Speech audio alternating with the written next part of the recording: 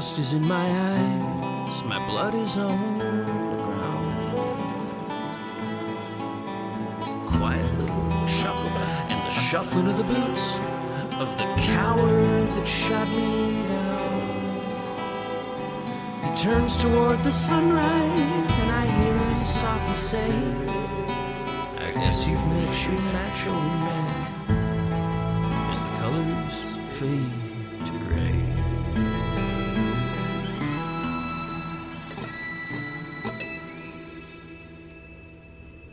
Howdy, partners. Dust and Blood is a rabble-rousing, rootin'-tootin', bronco-bustin' podcast not suitable for the ears of young'uns. Take a gander at the content warnings and listen with care. Welcome to Dust and Blood, a narrative play podcast set in the wild, weird fantasy west. I'm Blake, your GM, and our players are Keith Curtis as Jasper Graves, Corinne Hill as Myra Sting, Zach Parker as Moz Copernicus Pryor, and Gail Parker as Bonesaw. Last time on Dust and Blood, Moz went behind the party's back to exact justice, allowing Jesse Blackburn to escape.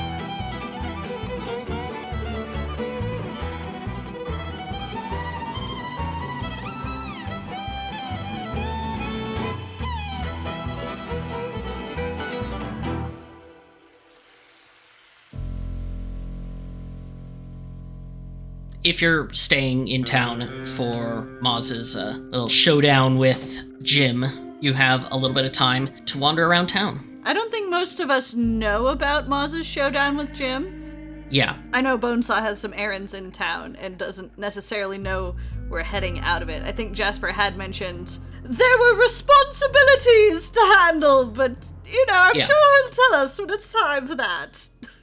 When's the soonest train gonna arrive in Perdition that would be able to take us to Albuquerque?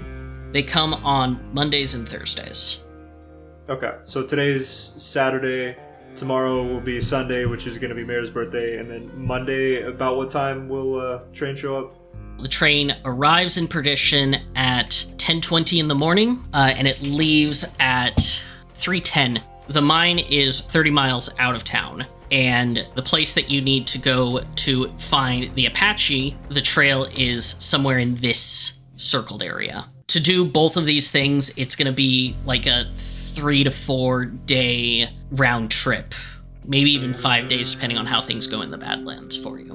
What Sheriff Cat told you is that she's going to rouse the Rangers, basically go through the steps to make sure that Jesse is fully labeled an outlaw and is being dealt with in that fashion. He isn't going to be able to get out of that from what she was saying, and she said that it would be about a week before she would be able to get you guys any information further.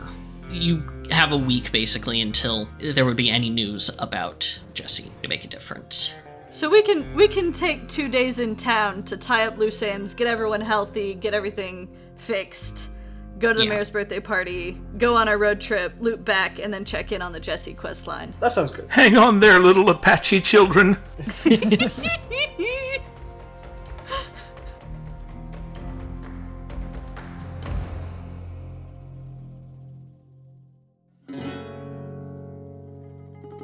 I think Myra's actually gonna practice shooting without her finger, and she's going to make a decision to not get it back. And so it's like a -2 penalty? Currently, it's -2. Okay. So I think she's going to work however long it takes and however many practice sessions it takes to decrease that to a -1 and then maybe do a 0. Wow. So she's going to, after she had that talk with Bonesaw, I think she's going to be like, yeah, maybe I don't want that finger back. Maybe Okay. it's a new thing. So I think she walks to the healer's office, stands outside, and then is like, let's practice, and it can't be that bad. And she sets up some bottles, gets her rifle, and just like she used to do in olden times, and just sit and shoot with her left hand. Okay. Myra, you wake up in the morning and you're feeling this. You go a little distance out of town. You set up and start plinking away at these bottles. Roll me an attack at -2. Okay. 21 and 23. You set up the bottles and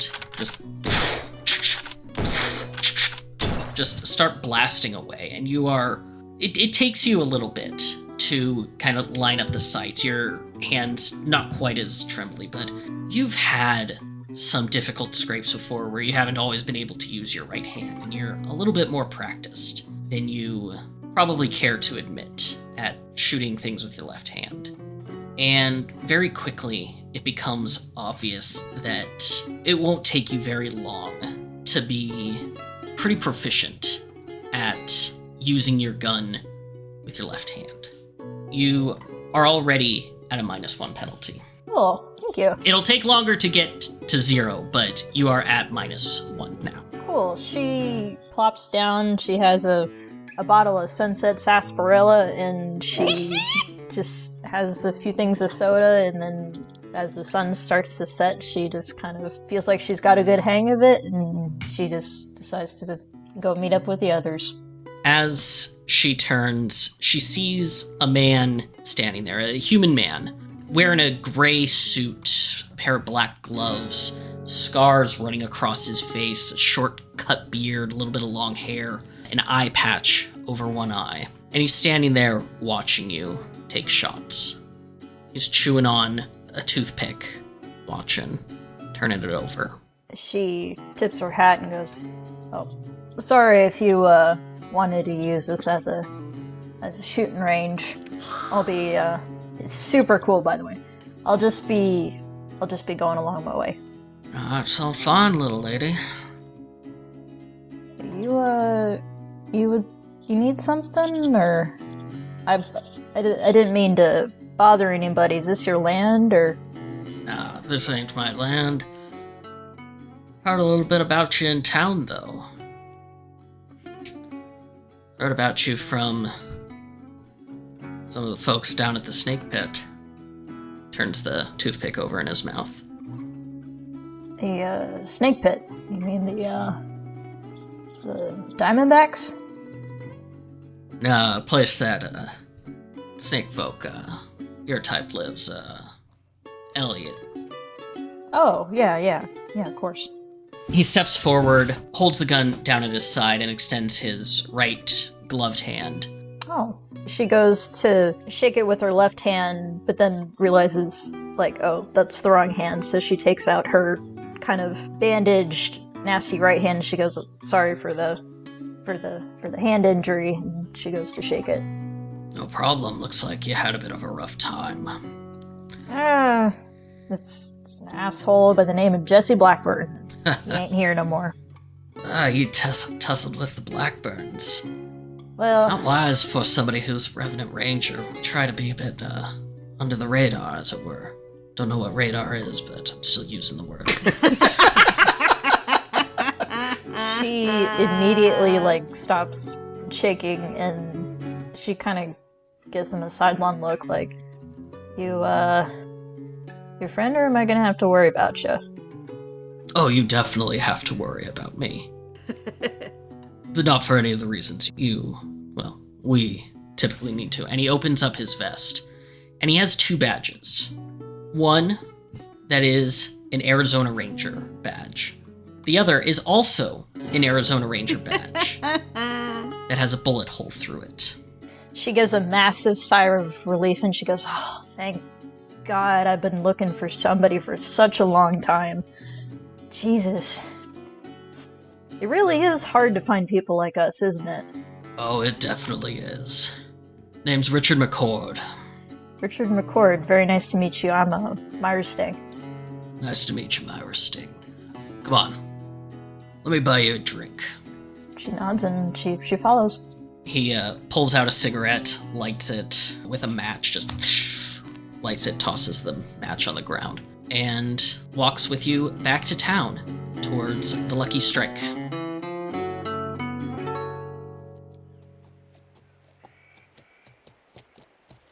Jasper. Yes, sir. Jasper is actually happy for some downtime and will probably just top off his ammunition, and that'll probably be about the extent. He'll help with the cart, I suppose. I can hammer a nail at least. Okay. Something that you notice when you go to get ammo and stuff, I assume you're going to the general store? Yeah, wasn't that the place with the little mouse lady, or? Norral, Catfolk. Catfolk, that was it. Yeah. What time do you go? What time during the day? I will go in late morning. Okay. I believe that I slept a long time. When you arrive, the store is closed down. Interesting. I look about. Is there a sign put up anywhere? Give me a perception check. Perception, there it is. 18. You do find a little note that looks like it had been... Somebody had used some paste to stick it to the window, but the paste wasn't very strong and it fell down on the ground inside. And you're able to read, and it says, "So loud last night, sleeping in. Oh, no. Don't wake me up, please. I need my sleep." That's all that's on the thing. Alrighty. I do have some writing stuff. However, I believe I have used up my free paper that I had. Mm-hmm. You know, I have found paper to be a useful thing. Is there any other place in town where one could buy paper? Because I want to leave a note.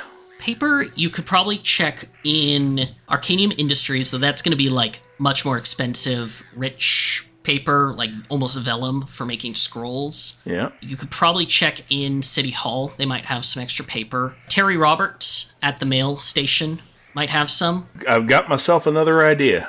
Yep. I'm going to go see Silent Joe Okay. and see if I can get myself some cigarette wraps. Oh, fantastic. Since I do have a pouch of tobacco. Yeah, you meet up with Silent Joe, and for the first time you've seen, he's not, like, sitting down. He has a broom, and he's very slowly getting a bunch of the dirt and soot that's on his front porch out of the way. And as you approach, he looks up and says, "Oh, good day, Jasper." Morning, Joe. Just came by. I was wondering if I could get some rolling papers from you. You need a hand? I know there's a lot of ash fell yesterday. "Oh, no, I appreciate it, but it is a good distraction for a while. Give me just a minute." And he goes inside. About 2 minutes later, he comes out with a little box full of cigarette rolling paper. All right. Says, "That would be just 5 cents, please." Sure thing. I'll give him a dime, because I don't have any nickels on me, so here, keep the change. So I'll give him a dime instead of a nickel. "Oh, thank you. That is very generous of you." How you doing after the excitement last night? It was so exciting it almost got my blood pumping. I wish I could say the same. Nothing happens inside here. He chuckles a little and says, "I heard that you all had something to do with getting Mr. Blackburn out of town." Yeah, but the skunk crawled off to a new hole. But he's out of here for good. And as far as I've heard, Sheriff Catalina is going to make sure he is. He's got some pictures going to be posted up at the post office, if you know what I mean. That is good to hear. That man deserved quite a bit worse than he is likely to get in this life. Yes, sir. I completely agree. And I'm going to sit and jaw with him a little bit, and I'm going to pass on about Jesse's little private graveyard project. Because the more that rumor gets out and about, and the more people hear it and believe it and stuff like that, the worse it is for Jesse. Excellent. And then the eventual thing, the reason I got the cigarette papers is I was going to leave my bullet order written on a cigarette roll-up and shove that under the door of the general store. Fantastic. Later that day, when you return to Gray's hotel, you'll find an order that apparently Norrell had somebody bring over the bullets for you. Excellent.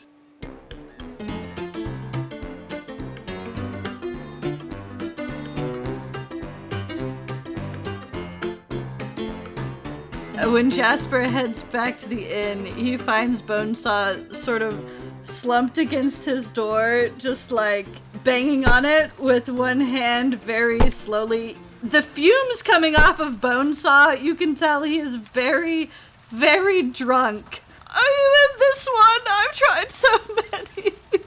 Jasper! Oh dear. Jasper!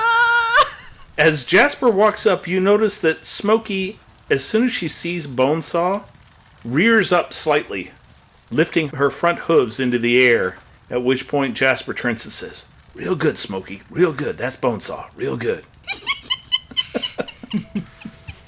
Bonesaw, what in tarnation? What's going on? You all right? There you are! Hello! He sort of turns around, and without the support of the door, he starts to lean very rapidly and goes to catch himself, like, on your shoulder. Jasper will brace himself. And you suddenly have a lot of zombie weight on you. Easy there, easy. Jasper, hello. I wanted to talk with you. Well, let's sit down, and why don't we get somebody else to make us some coffee, and you tell me what's going on with yourself. Oh, hold on just a second here. I'm gonna write an order for 2 coffees down on one of my these roll-ups are gonna come in real handy. And I'm gonna hand the paper to Smokey, and I'm gonna say, "Go ahead, deliver that to the innkeeper there, Smokey." And I'm gonna use the deliver trick. Smokey's gonna go up to the door. It's right around the corner. I can even point. Smokey disappears, and about 2 seconds later, you hear a knocking at the door, and then a couple seconds later, you hear, "Why the hell is a horse delivering me a note?" Coffee for the what? It's either that or goiter.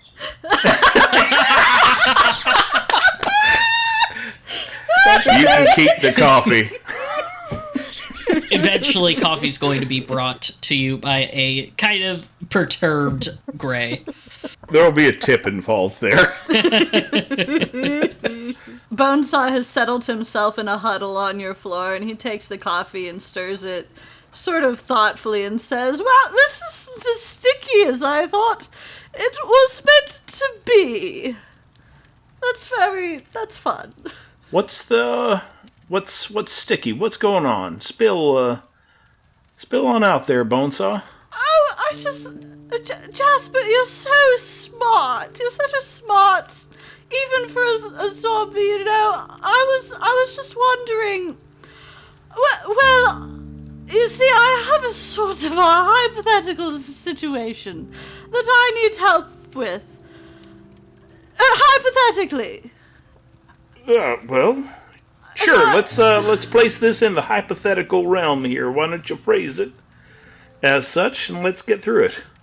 All right. Well, what do you suppose you would do if you found out that your friend had done some truly awful things, and you were feeling sort of well, you weren't really sure how to. Just really terrible things, and you didn't want them to get upset and leave you behind forever. You know, if you said the wrong thing about the things they had, you know. If you're talking about Moz, I am 900% certain he had nothing to do with that fire last night. That story he gave was absolutely and 100% verifiable. Why would I be talking about Moz? No, it's not about Moz. Oh, well, never mind what I said then. It's not about anyone. That's right. This is a hypothetical. Hypothetical. You're a hypothetical. Well, let's look at this hypothetical, and let's phrase it as it were amongst people we know, if it were to apply to them, which it does not. But I do know that each one of us has things in their past that they are not proud of. And I do know that when people fall, they try and pick themselves up again. And, wow, I hope it's nothing too bad, because sometimes there's things you just can't walk back. Well, do you think that's enough? Getting back up? Do you think it's enough to be sorry about it? Well, I think that true repentance does require a certain amount of actual regret. I mean actual regret. Pardon me, got a bit of a headache. It's a funny voice there. That was very funny. Do it again. Funny voice. I'm not sure if I understand what you're talking about. I must have had a little bit of dust in my esophagus there. It was probably a zombie moment. I think I get those too. Yeah, it could be. Sometimes things just kind of well up out of the past. But what I'm trying to get at is, if a person demonstrates remorse, I mean true remorse, and then dedicates themselves to righting the things that they did wrong, I think everyone deserves some amount of forgiveness.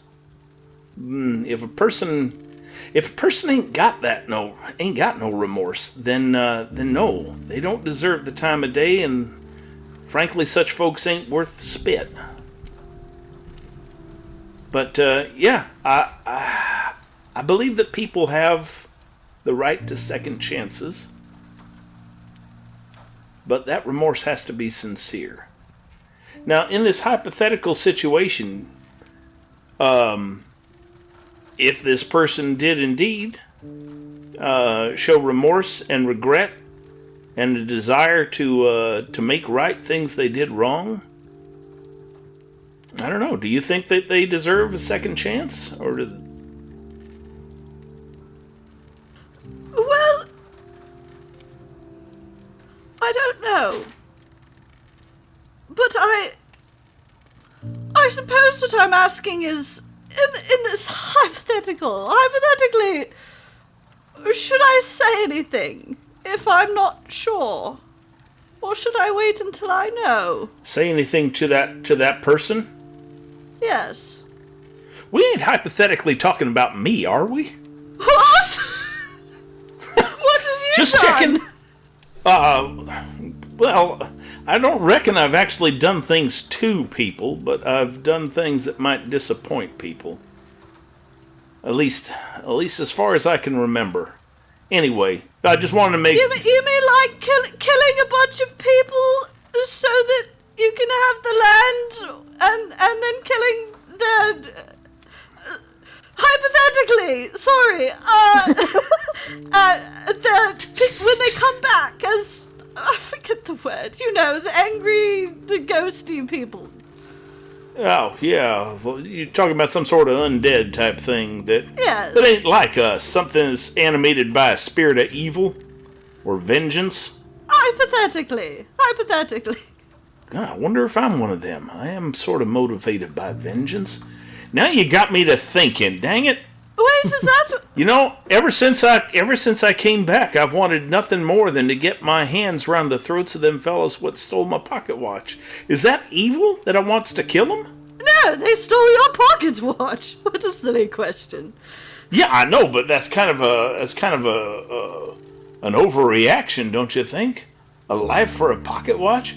Is it? Oh, wait a minute, forgot. They killed me.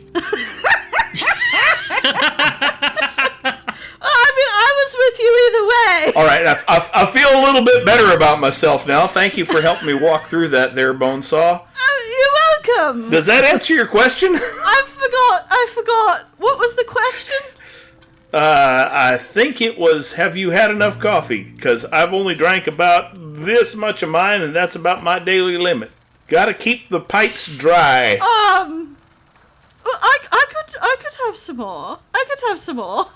Oh, well, here you go. I'm just gonna lean over and pour the rest of my cup into Bonesaw's cup. Well, thank you. That's nice. Listen, I'm gonna be talking to Sheriff Catalina after I get my ammo topped off.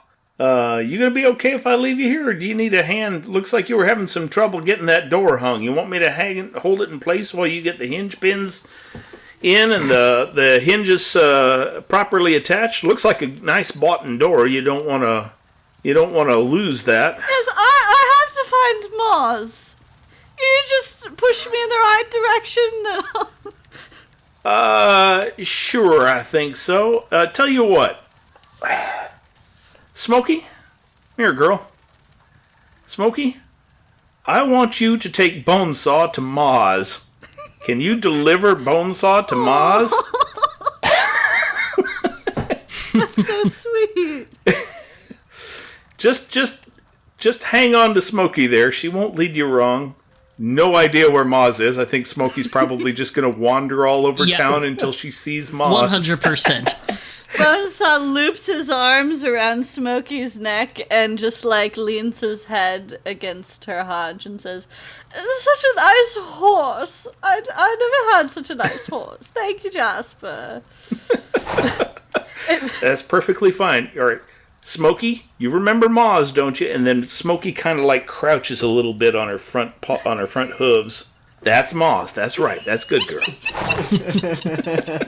Blake, I have to ask. Yep. Goiter is made up of, like, Bonesaw's flesh and whatnot, right? So if Bonesaw's drunk, is Goiter drunk? Very much so. How does drunk Goiter act? I think drunk Goiter looks like just this puddle of flesh that's just bloop, bloop, bloop. I like the idea. Normally he lives on Bonesaw's neck, but when Bonesaw's drunk, he just, like, slides further and further down the body like this lump just moving under the clothes until he splats out somewhere. I imagine that Goiter has gone from silly putty to lava lamp. Yeah, basically gets halfway down and it's like, oh, need to get back up. Climbs up all the way to the top of Bonesaw's head and then just melts down again. That's kind of fascinating to watch in a kind of disgusting, turn your stomach sort of way. Poison that tickles! Stay out of the armpit! I'm going to whisper into Smokey's ear that, there'll be extra sugar lumps for her tonight. Jasper is too pure for this group. He is too pure. He can never do any wrong ever. We must protect him.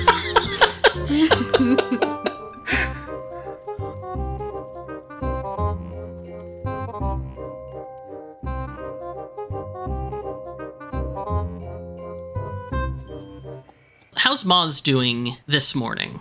He had a rough day yesterday. For Moz, I think the only thing he would be doing is making a very high-level fireball with a scar on its face to use on Jesse Blackburn when he meets him again. Excellent. You start working on that. Man. When he woke up, he probably put his finishing touches on the golden skull for his necklace, carving the last details around the head, but he'll probably want to pick up some more ropes, considering that they're kind of useful for his kit, and he seems to be running through them. So he'll probably head to General Store or Silent Joe's to just grab like 2 silk ropes, I guess. I have 1 spare. Okay. As before, if you arrive anytime before 2 p.m., Norrell is not at the General Store, and the place is locked up. Probably just head to Silent Joe's then. Okay. He's going to express, like, most of what he deals in is foodstuffs and that kind of stuff. He has a little bit of hemp rope, but he doesn't have silk rope. Okay, I can work with hemp rope. Okay. He'll be able to get you 50 feet of hemp rope. Okay. So you have a full day. You actually see in the main square a couple of workers are going around and setting up banners and banisters for the birthday party tomorrow for the mayor. You see one person saying, "What the hell are we gonna do with this damn wagon? We gotta get out of the way. It's fucking stuck." To be clear, you mean Bonesaw's wagon, right? Yes, Bonesaw's wagon. Moz is definitely a lot more invigorated to participate in this challenge, even though he was already planning on going beforehand. I guess he's just trying to run through his different options of trying to rig the performance in his favor. I've been looking at several spells and things to spice things up a bit, but I'm not sure if there's anything currently that he's planning on trying to accomplish, more so just things that he'll probably do when the performance is live. Towards the end of the day. It takes me all day to find him. Yeah, because every once in a while people see Bonesaw being led around by the horse. A couple of people are like, "Are you okay?" And Bonesaw's, yes, I'm... I was just looking for my friend Moz. Eventually, later in the evening, you'll come back and find Moz. my god, it's been so long. I'm so tired. Bones, where you been? This horse is just awful in directions. I'm sorry, Smokey, it's true. My God. I think if Smokey has found Moz, Smokey's gonna like... And we're done. Slide out from under Bonesaw and gallop away is what I got from that motion. Trailing a banner that says "Mission Accomplished." Now that's a good horse. Oh, tumble. It's too soon. Oh no. No. You see, Rip tumble. as Smokey goes away, Moz is a little bit saddened, but Oh. he'll approach you, Bonesaw. How you been, Bones? What, hypothetically? Sure, hypothetically, how you been, Bones? I'm sorry, I've lost track of which. Either not great or fantastic. The one that I'm supposed to be. I was wondering if you could fix my picture. Your what? And he holds out the portrait of Templeton Throckmorton that Jesse had pinned on the main board with a nail through the face. What do you think? Well, you certainly haven't gotten much better with age. No, I mean about fixing the hole. Oh, about that, yeah. Can you do your little magic? Have that right up there, Bones. You can use mending on it. However, as you cast it, it folds up into a single piece of paper. However, the damaged portion that was like broken and has now been restored, all of the ink that would have been there, it's not restored. So there's this patch in the middle. Unfortunately, there's no way to restore that aspect of it. Never been much of an artist, I'm afraid. Oh, well, thanks for trying, Moz. That'll have to do. So, what have you been up to? Drinking a lot. That kind of day, huh? Oh, and night.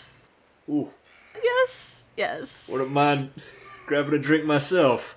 Seem to have a hell of a night. You want to get one? I'll come with you. Sure, Bones. No, sorry. I have to get my mail. You have to get your mail. But after, After, Bones. I have to get my mail. I'll just see you. Are you sure you know which way the mail office is? Bonesaw thinks for a long moment. He's still sort of listing slightly. How about I walk you to the mail? Oh, thank you, Moz. I don't really need it, but it's nice for the company, you know? Sure thing, Bones. Let's go get your letters. We've had some good times, haven't we? Quite a bit. We're good friends, aren't we? We're friends. You're not, like, hiding horrible dark secrets from me. People don't do that when they are friends, right? Of course not. I know that answer. I don't know why I'm asking. Now, what makes you think that, Bones? Hypothetically? Hypothetically. Well, people do that. I don't know if I knew that they did. Suppose everyone's got a past. I don't know much about yourself, Bones. We've just been Well, traveling. neither do I. That's no surprise. I'll tell you, though, what I do know. If you want, you just ask. I'm not sure I'm drunk enough for this talk just yet. Oh, well, let's make some progress on that. After the mail. After mail.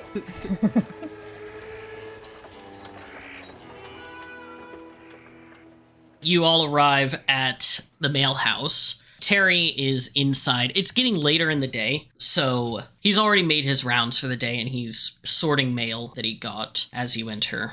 Oh, Terry, darling, I'm back. Oh, it's, you've come back. That's Yes, that's wonderful. me. Bonesaw slaps down the portrait, which doesn't have a face, and says, "How's that for identification right there?" Real quick, can Moz kind of discreetly cast an illusion on it so that the ink kind of swims and goes into the spot so it looks like it, well, I guess Moz never really got quite a good look at it, but he does know what Bonesaw looks like now. So just kind of get a little bit of this, a little bit of that. Go ahead and roll a stealth check for me. Got it. I'll roll for Terry. That's so clever. 14. He looks at it, blinks, and picks it up and says, "Oh, okay, this is... I mean, I guess it's... Can you take off your mask so I can see your face and confirm?" No! Bit touchy on the mask, I'm afraid. Did Moz make it look like... Bonesaw with the mask on or Bonesaw with the mask off? Yeah. I mean, as far as Moz is concerned, Bonesaw is ugly as sin, and I imagine that the imagery would reflect that, which I think aids to the idea that he wants to keep the mask on. Terry kind of looks at it, nods, and says, "All right, I suppose... You know, if you had brought this to me in the first place, and this was a bit, Actually, yeah, I need to have him make a saving throw. He's going to wipe it. It's a DC 17. Yeah. Fuck! He is not rolling great. He doesn't seem to notice anything and says, if you'll wait just a moment, I'll be right back.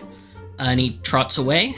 Bonesaw leans down a little bit and says, "Moz, that was great! Very good illusion, spot on!" Moz is gonna take another look at the paper that he just made and said, "Well, I wouldn't say I'm doing you any favors currently." He comes back, hands you a letter that is very bulky, like it has a lot of stuff in it. And he also hands you a small box. Ooh. It appears these came for you a little while ago. Sorry, not for me, for Templeton. He has just handed you the things, and then he looks at you like, "Fuck, are you not actually Templeton?" And He starts speaking in third person when he's drunk. Just go with it. It's a bit of an off day. you know robbing the mail is a federal crime, right? You said that last time. I heard you. I know. Okay. Okay.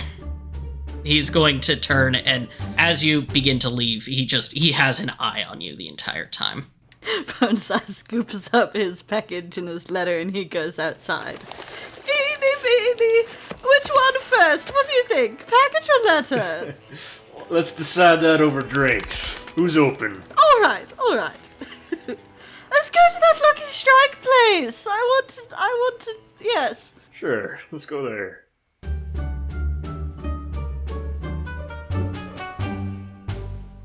McCord opens the door, holds it open for you, Myra, and gives a little bit of a bow.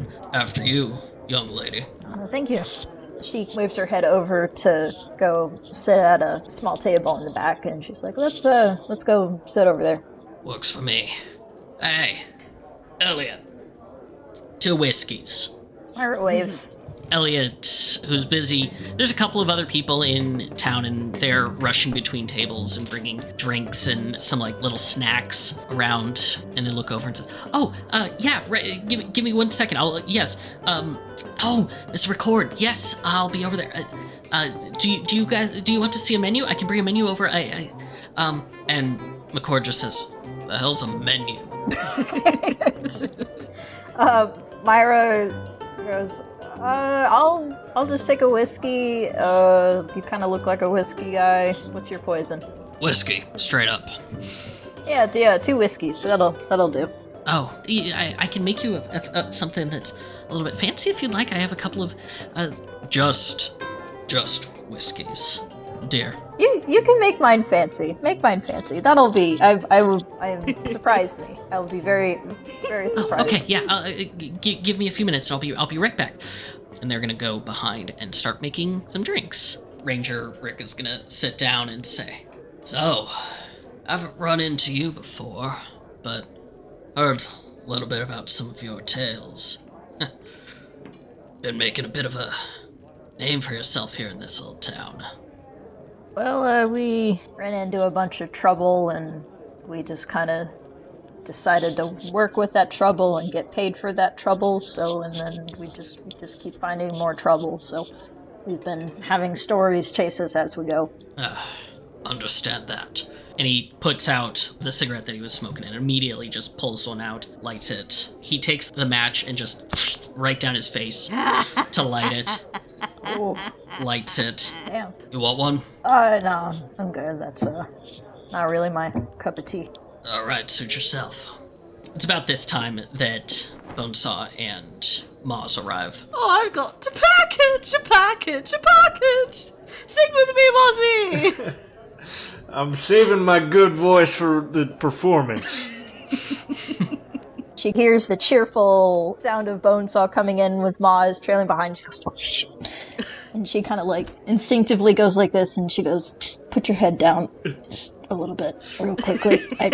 They're friends of mine. They're friends of mine, trust me, we're fine. It's just I want to have this conversation just between the two. I'm gonna roll perception. Yeah, roll stealth, Myra. I probably have a minus, though. Yeah, you're inebriated. Take a minus. Ooh. 25 minus whatever you were gonna say, Flake. Oh, 8. With an 8, yeah, even with the minus that you're going to get from being inebriated, that is more than enough. And Myra, you're just kind of sinking down, but it's very clearly not very effective. She's trying to hide behind something, but then realizes there's nothing to hide behind. They're just sitting side by side, and the view of the front door is just right there. So there's no one to actually block it. So when she crouches down, she's more drawing attention to herself. It's like, oh, what's going on over there? Bonesaw catches sight of Myra across the room and goes a bit still compared to what he was doing before, and he sort of abruptly turns and says, "Let's sit at the bar, Mozzie!" All right. At the bar! Bonesaw is giving them privacy. Bless Bonesaw. Or he's avoiding you. There's going to be some awkward conversation when that comes to blood, but she nods a grateful, like, oh, thank you, Bonesaw, and looks at him and goes, they're friends of mine, I just want to make sure that this conversation is between us. So, what can I do you for? Well, just wanted to come and make my acquaintance. I've been finding that I've been in this area a little bit more, and thought it'd be good to know the other folk nearby who might be, well, shall we say, in the same line of business as me. Yeah, not many of us. Yeah. Now, I believe, and at this moment, Elliot comes up and sets down a glass of whiskey just right on the table and sets a martini glass in front of you, Myra. A pale purplish drink.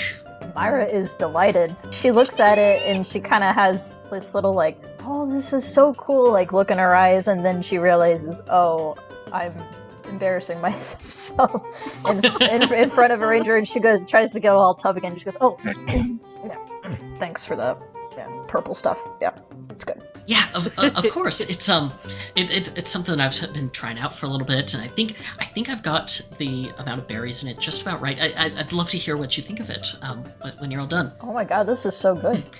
This is really good. As you drink it, it tastes of blackberries and cranberries, and there's almost this level of like a taste of pleasure, which is a weird, like, it's almost in your own mind as you're drinking this. There's cocaine in this drink. Joking, don't do drugs, kids.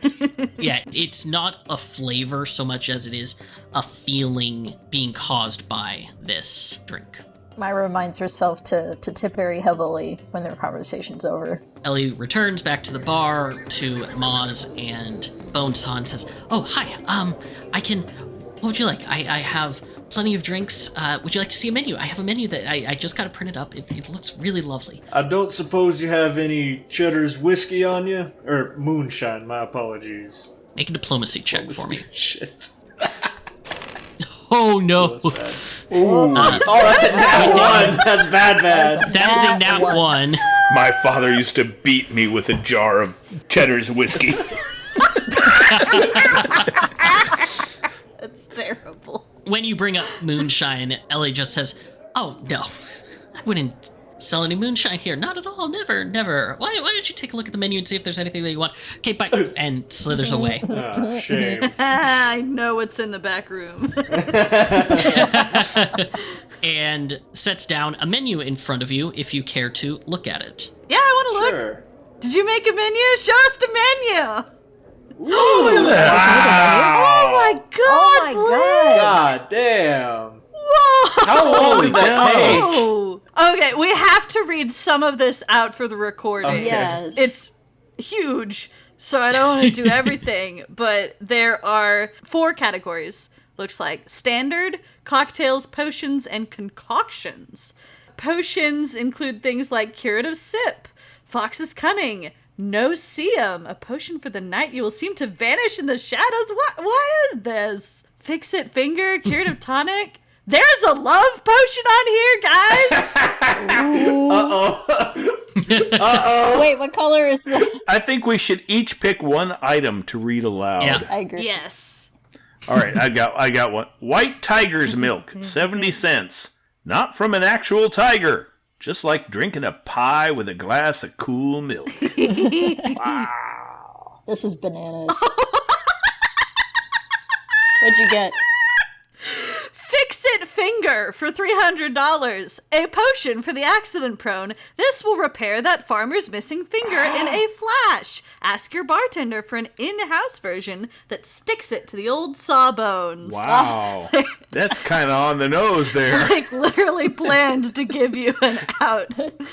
Get your finger back. Are you serious?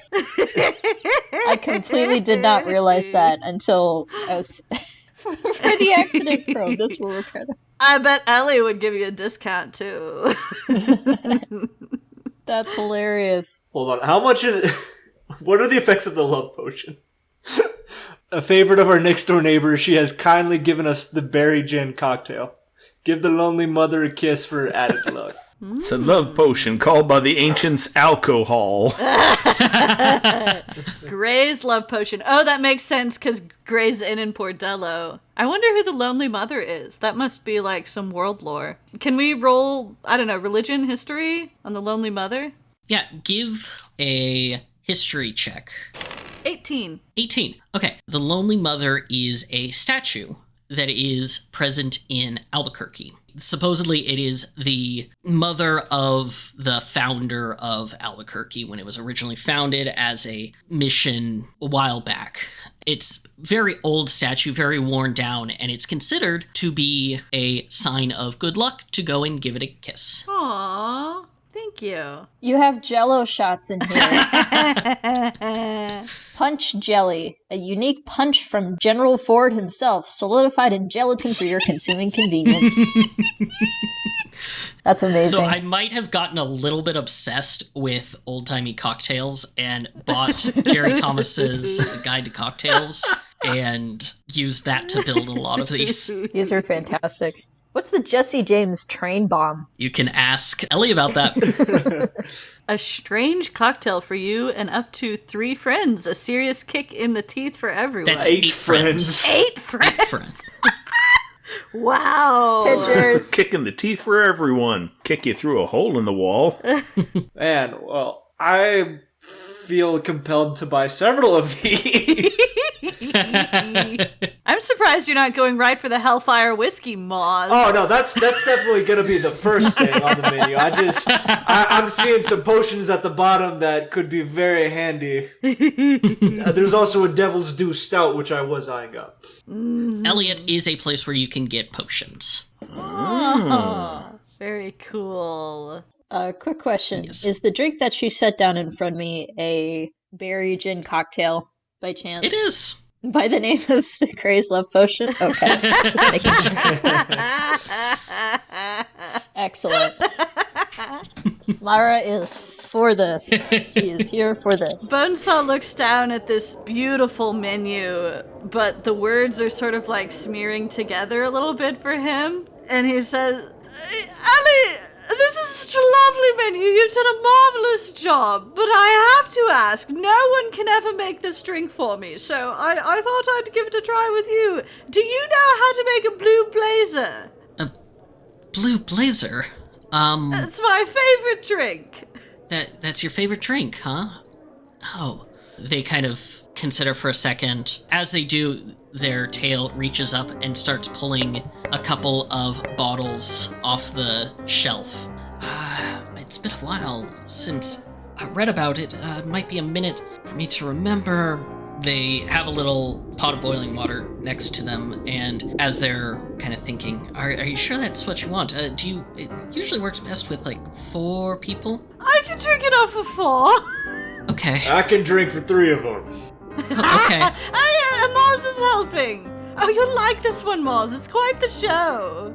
They lay out 4 ceramic mugs and start pouring a little spoonful of sugar into each one, peel a lemon that they have, twist it, drop the lemon peel in, pull off a very high-proof scotch, pour it in, a little bit of that water with a little jigger. They mix it up, and the little flame that's going next to them say, "Okay, are you ready?" I'm ready. Dim the lights. They take a little bit of the fire, light a match, hold it over the mug. Flames. This brilliant blue flame coming up off of it, and they take the metal mug, pour it up. Flame just flowing down into the next one. Takes the next one.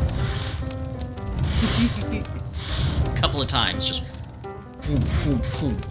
and eventually the fire, they are holding their hands, it looks like it's getting a bit warm, and they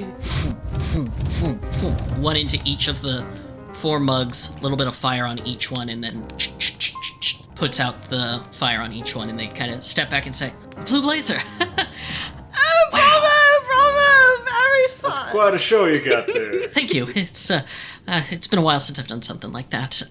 You notice they kind of toasted the back of their hand a little bit on one of those pours. Don't burn yourself on my account here. Bonesaw reaches sloppily across the bar and tries to grab Ellie's fingers. I can fix that. I'm a doctor. I have a degree. A degree? What is from where? Harvard. I think that's enough, Bones. Look at the pretty drinks. Let's go drink. The pretty drinks, yeah, let's drink. And I have a package to open. And you have a package to open. As you drink it, it smells just of this beautiful fire and citrus, very lemony, a little bit of nutty aftertaste as you're drinking it. A delicious drink. They tell you it's going to cost you about 50 cents for the 4. I'll pay. I appreciate that, Bones. Moz says as he's taking his second mug already. It is very strong alcohol. I'm going to need you to make a constitution check if you're drinking the second one right after the other. Oh, for sure. Oh, absolutely. He's already eyeing the third one.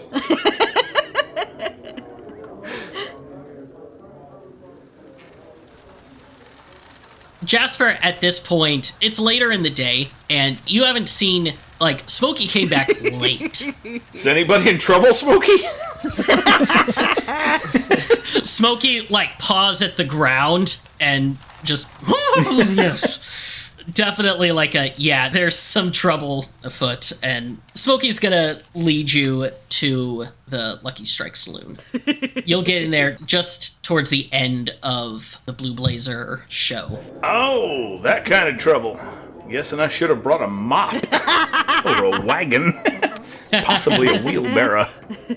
What's all the flames? I didn't do anything this time, I promise. This is delicious. Oh, it's just a bit of a fun little drink that your friend here asked for. The Blue Blazer. It was actually put down by Jerry Thomas in a book that... Oh, you're not listening. Okay. No, go ahead. Oh, no. It's okay. And they're going to go back to cleaning the bar up a little bit. What's the piece of paper you got there? There's one person that's sitting there looking like, it's a menu? Here, I just want whiskey, so you can take it. I don't know. A menu? You'd think we were in Boston. I'm gonna peruse the menu. While all of this is going on, Myra, Ranger Rick has been sitting across from you and is just kind of laughing at it and says, "Oh, howdy. You know, probably a good thing that Elliot doesn't know about us, if you know what I mean. They seem the folk that would be a little bit too much up in our business if they knew." Well, I know it's a form to, keep things low and to ourselves, but I gotta admit, I was almost toast several times without these guys, and I don't know, this whole being separate thing and keeping it a secret, it just, I don't know, I kind of admitted a lot to one of my friends over there, and I feel a little lighter. I don't know why it makes any difference, but I don't know. I mean, I won't tell anybody on you, but I don't know. I don't know if keeping this a secret is really good for me, but, I'm still thinking on it. Careful who you tell. There's more than a few out there who think that we're, savages. Try to help those revenants. Yeah, well, everybody's a savage to somebody, I guess, but maybe we need people to make sure that we're not, maybe some of us are savages. It's been a good thing for me and for the revenants I've helped, and largely it's been good, but it's easy to isolate yourself, and then no one can tell you what's good or bad, and that's dangerous. So I don't know, maybe just kind of letting people know about it, maybe that's where we need to change. You haven't run into the Crusade of the Timely Flame yet, have you? No. Not them. Figured not. Not particularly. Yeah, they can all... No, definitely not for them. You'll be singing a different tune about keeping yourself secret once you run into them. Oh, Jesus, I hope not. I've, friends of mine who, undead, need to be protected, and... I don't know. Maybe I'll just tell them. Maybe I'll just tell my friends. Just so they know. Good luck with that. I told my partner about 5 years back, and he weren't too keen on it, but that's how it goes. Sorry to hear that. It's a damn shame. Don't know if you heard. There's been talk of a revenant out near Flagstaff that's been raised. Really? Tell me about it. Don't know too much yet, and honestly, at this point, it just sounds like a bit of play acting. No solid evidence yet. Haven't heard Goal's person or anybody through the grapevine, but once I know something, I can let you know. Okay, yeah, let me know if it needs any help. I'm gonna roll a quick insight check. Okay, go ahead and roll sense motive. What are you looking for with them? Am I the subject of said revenant's ire? With a 20 sense motive, you do not think that he is being oblique towards you, that you are the target. Okay. She always has to make sure. Yeah, keep me posted, and if you need help, I'm here. Oh, speaking of which, and she takes a big gulp and sets down the drink. I was wondering if you had any dirt on the Diamondbacks. Me and a couple friends are trying to... Well, we have a diplomatic solution that I think will work. But, just in case that doesn't pan out, I was wondering if you had any kind of information on them that could help us make them hesitate to cut our throats if they take issue with us. Myra, my business tends to be more with the dead than the living. I don't dig into the dirt on the... Though, from what I've heard, they've had more than a few revenants in the past come after them, though. They hire more than a few folk to take care of the revenants. Have some gunslingers that do their dirty work for them. He spits on the ground. avoiding their justice, like the cowards they are. She takes a big, long drink. A big, long drink. She sets it down and she goes, yep, those dirty bastards. Yeah. Did you know? I heard from some of our friends, some of the people I've been working with, that because there's not enough revenants to go around these days. They're actually looking at helping some ghosts. Really? Yeah. I don't know. They're not here for revenge. They just have unfinished business. Well, I guess it's a nice change of pace, not having to have all your missions be about, killing somebody, who doesn't deserve it. It makes it simple, doesn't it? You get a revenant on the path, make sure they get their job done, just the way it needs to be. Ghost, you have to dig up all of their stuff. Like, you heard about that one train that's been seen around. The ghost train? Yeah, the ghost train, snatching up victims, bringing evil around. We had a close encounter with it. It came right through Perdition, almost snagged someone who lived here. No shit. Huh. Mm-hmm. Yeah, I've got a real good look at it, too. Maybe I should put you in touch with my buddy up in Albuquerque or Denver. Denver's the one where they really are gung-ho about them ghost hunting. Yeah. Or, keep your eye out. I heard that Lost Ridge was spotted nearby. I want to watch out if you're going out into the wilderness. Lost Ridge? You know Lost Ridge. You know about Lost Ridge, don't you? Do I know about Lost Ridge? Go ahead and roll a knowledge history. I am obsessed with Myra and her backstory right now. And it's a 3. Yeah, a 3. Not heard about it. Lost Ridge, no clue. You're not sure. It's a blank look. Oh, and they let you be a Revenant Ranger. Okay.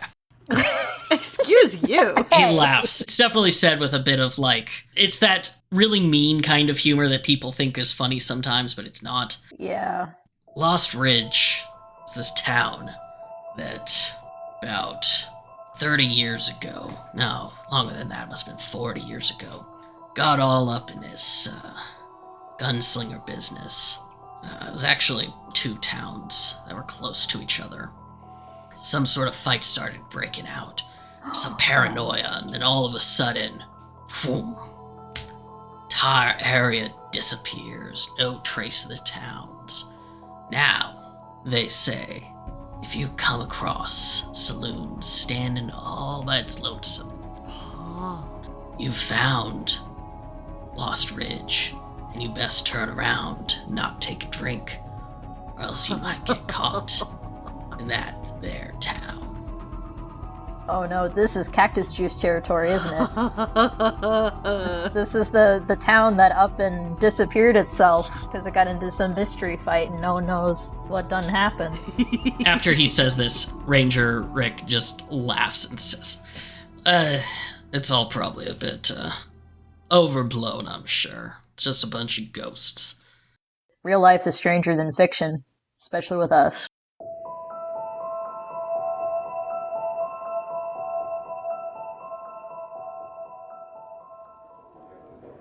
Jasper, come drink with us! I've got a package! It's a great night! Well, I've made my order. I'm trying one of these here punch jellies.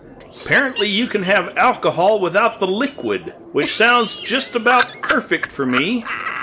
Oh, yes, absolutely. Give me 1 minute. And in fact, I have something for you as well. I've been trying this out ever since I learned you were in town. I learned that you're not doing much drinking. It's still in the experimental phases. I don't know if it's really going to work. But, yes, the punch jelly first. And they pull out this big bowl that they have. Pulls out a shot glass and just right through. And it's this yellowish brown gelatin with a streak of red running through it. Oh, God. I've had Bonesaw's coffee. I'm not scared. It'll just be a round of Devil's Due Stout for me. Local drink. Yeah, absolutely. Get another one for Bones here. He's earned it. Oh, thank you, Moz. Out of curiosity, did Moz read the menu himself? Or did he find out what was on it through someone else? Oh shit, yeah, that's a good point. Can we go to one of those restaurants that has the pictures of the food? I'm gonna go out on a limb and say that Moz is literate. He's just a very incredibly slow reader. Okay. Not just the fastest, so like he can piece things together. It just takes him 5 to 10 times the length that it should. Gotcha. So it's been all this time while he's drinking Blue Blazers, like figuring out the menu. yeah, just coming back to it. Okay, cool. He pulls down this stout in a glass bottle. It has a devil on it, holding a broken halo in one finger, and just grinning wickedly. Sets it down. That one's a local favorite. Lizzie and Lily made it. Honestly, it's one of their better drinks that... Quite good. Not quite as good as Slice of Heaven in my opinion, but that's just my opinion. I think it might be just an acquired taste. Pour it out. Yeah, of course. And another stout right in front of Bonesaw. Oh, this is a very interesting design. Something in the back of Bonesaw's mind tingles, but he ignores it, and he says, "Who Lizzie? Did you say?" Those people. You just sound like you haven't had nearly enough to drink, Bones. Here. Pushes it forward. Lizzie Bates and Lily Revue, they run the Slice of Heaven brewery here in town. They're the ones who have made the Slice of Heaven Ale, which is a delicious beer. They made the Devil's Due Stout, and they just released their first non-beer-based, the Hellfire Whiskey, which is... I mean, you should try it and let Lizzie know what you think of it. Oh, that's very cool, a brewery. Lovely. Bones is gonna rip open his package. He's impatient. You like any help with that? Inside, there's several vials that have been packed in some straw of no more than a couple of grams of different reagents that have been stacked in, and in the middle there is a single vial of a swirling purple liquid. Oh, this is lovely! Shooters! Oh no! Perfect timing! No, sorry, you don't want to drink these! I think my mom sent me some new ingredients. Oh. And maybe, he pulls out the purple, holds it up to the light, and watches it swirl. Maybe a new elixir. We'll have to see. I wonder if the letter probably explains, and he opens the letter. I'm gonna lean over to Moz. Did Bonesaw just say his mother sent him new ingredients? Believe he did. I guess everyone has to have one. Didn't realize you're so close to your mother there, Bones. It's a precious thing, that. Oh, yes, Mum and I go way back, since I was born.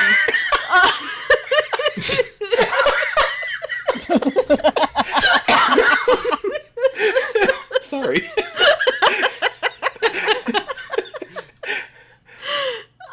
She's actually really more the mastermind behind a lot of the things that I make. It's sort of her business, and, all her old recipes, and we exchange notes and things. I think he actually starts to read the letter, but because he's so drunk, he can't really do it alone in his head, so I'm going to read it in drunk Bonesaw voice under his breath, if that's okay. Please do. Yes. Do it. My dearest Tempe, we were delighted to receive your latest, dated November 4th. It's been some time since we last heard from you. Possibly one of your other letters was lost on its way. If you ran across outlaws again, I hope you gave them what for.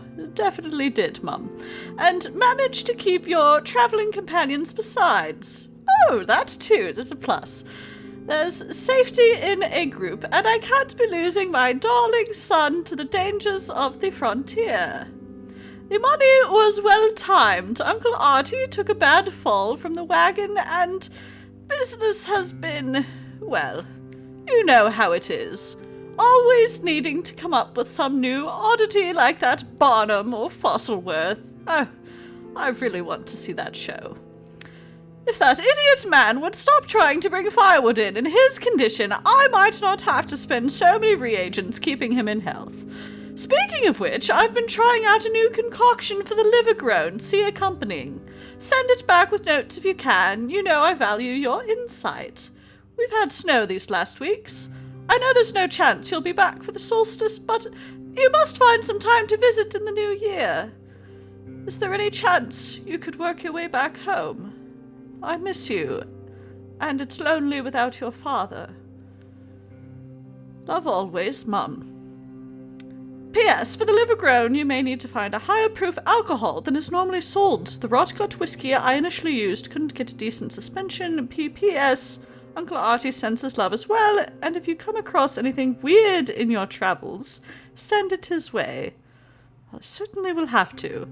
Bonesaw folds up the letter and tucks it away in his coat.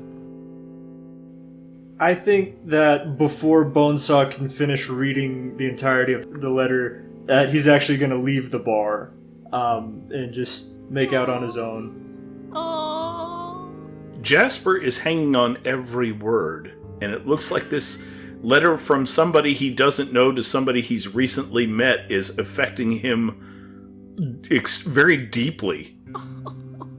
It's like, a letter from your mother. Hey, Ellie. That punch jelly, that went down without a trace of wetness. He plunks $3 on the table. I'll have 9 more. Absolutely. We're gonna lose our minds tonight. Pulls out the entire bowl that they were pulling from and says, counts on their fingers. Honestly? For that much? Here.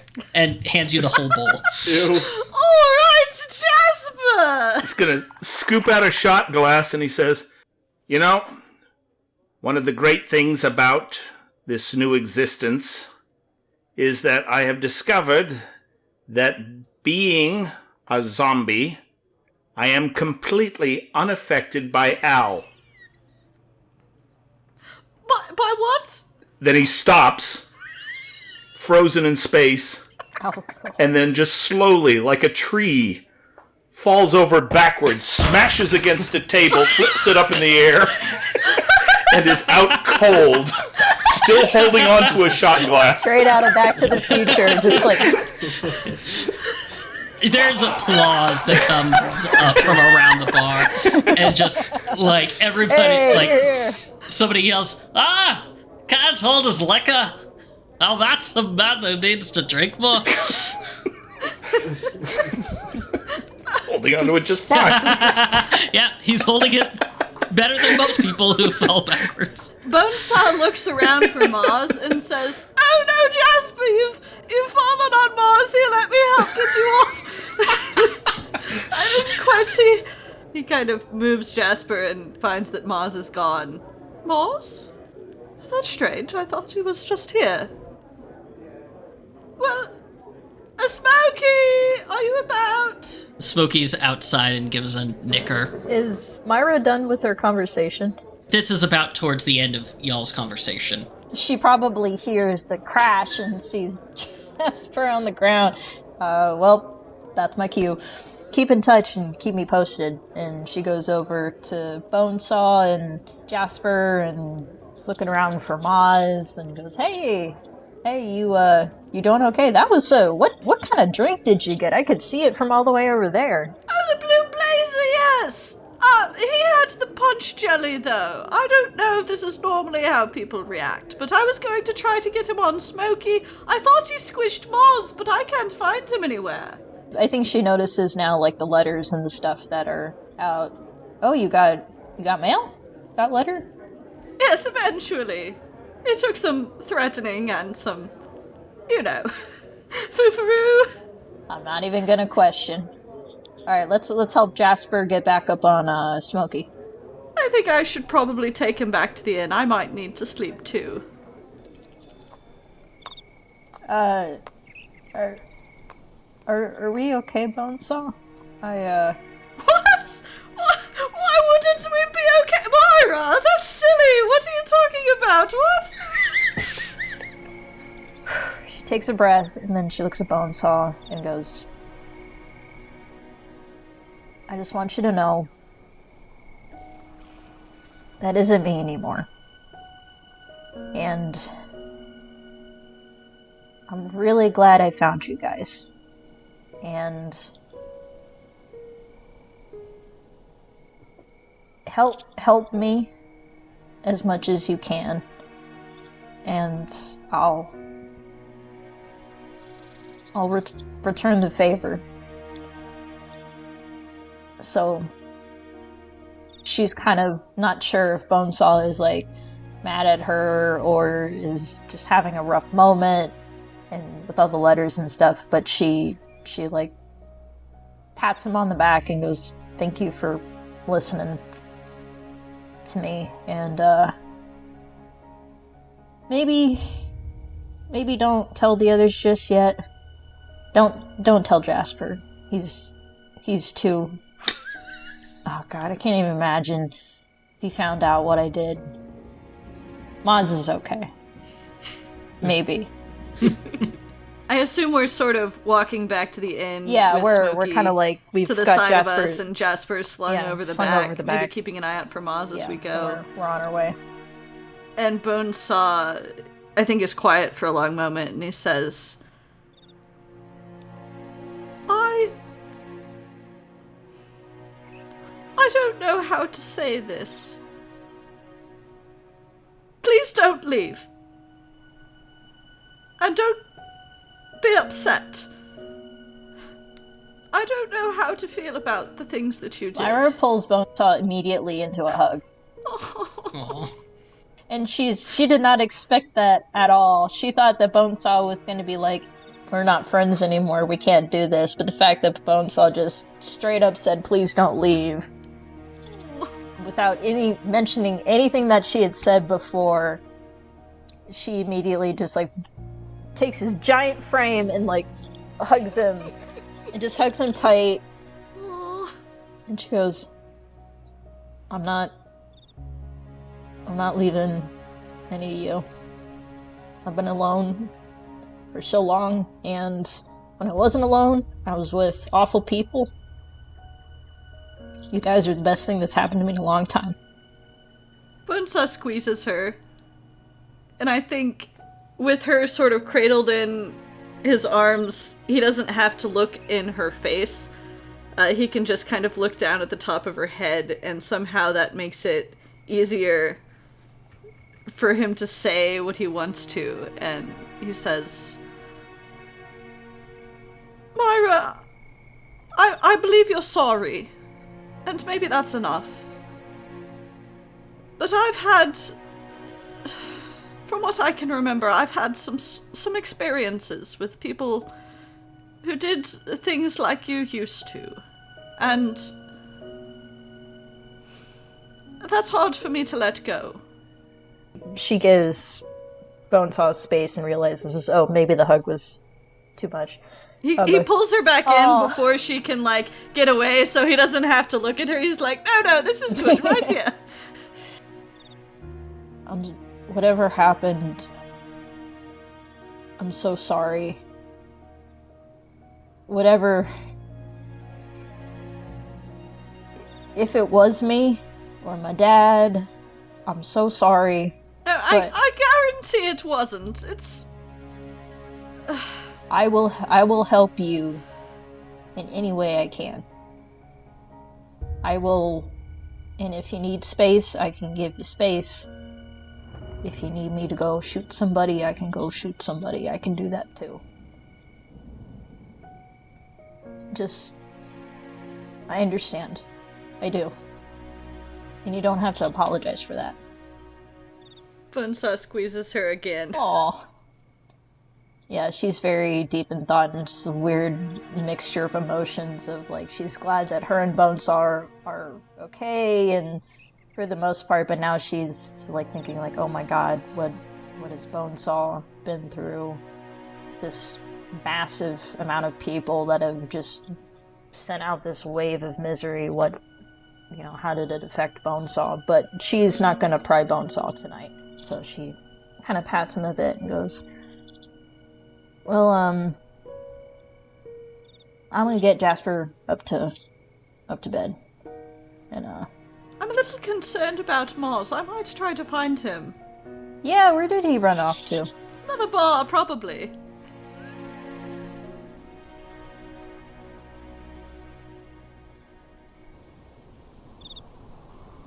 Moz, after you walked out of the Lucky Strike, where did you go?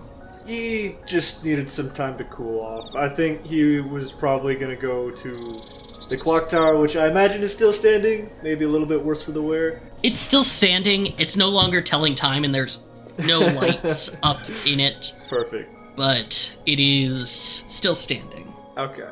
If that's the case, he's probably just going to go to the top. I imagine he would try and maybe practicing some music, but he's very frustrated at the moment and is likely making a lot of mistakes and is sort of cursing to himself bitterly.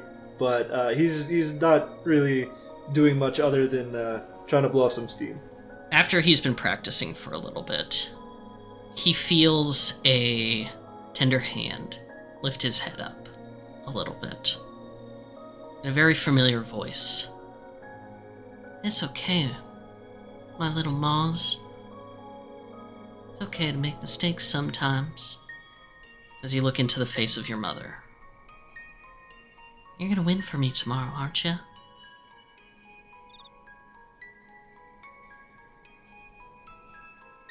As much as I want to believe you're here, you're gone. I'm gonna win tomorrow. But I'm not doing it for you. Very well. That's the way you want it. Her voice changing into a very familiar voice that you heard just about 24 hours ago from a certain tall and suited figure. What a fucking asshole. And she disappears.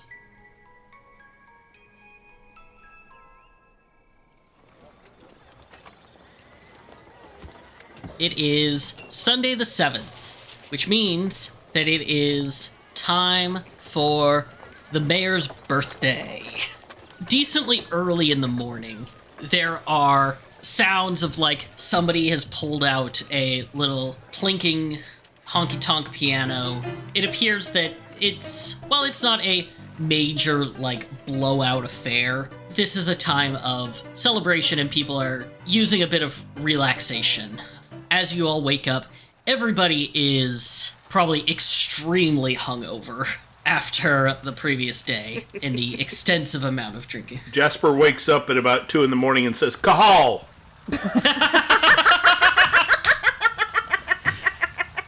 Aw, hell.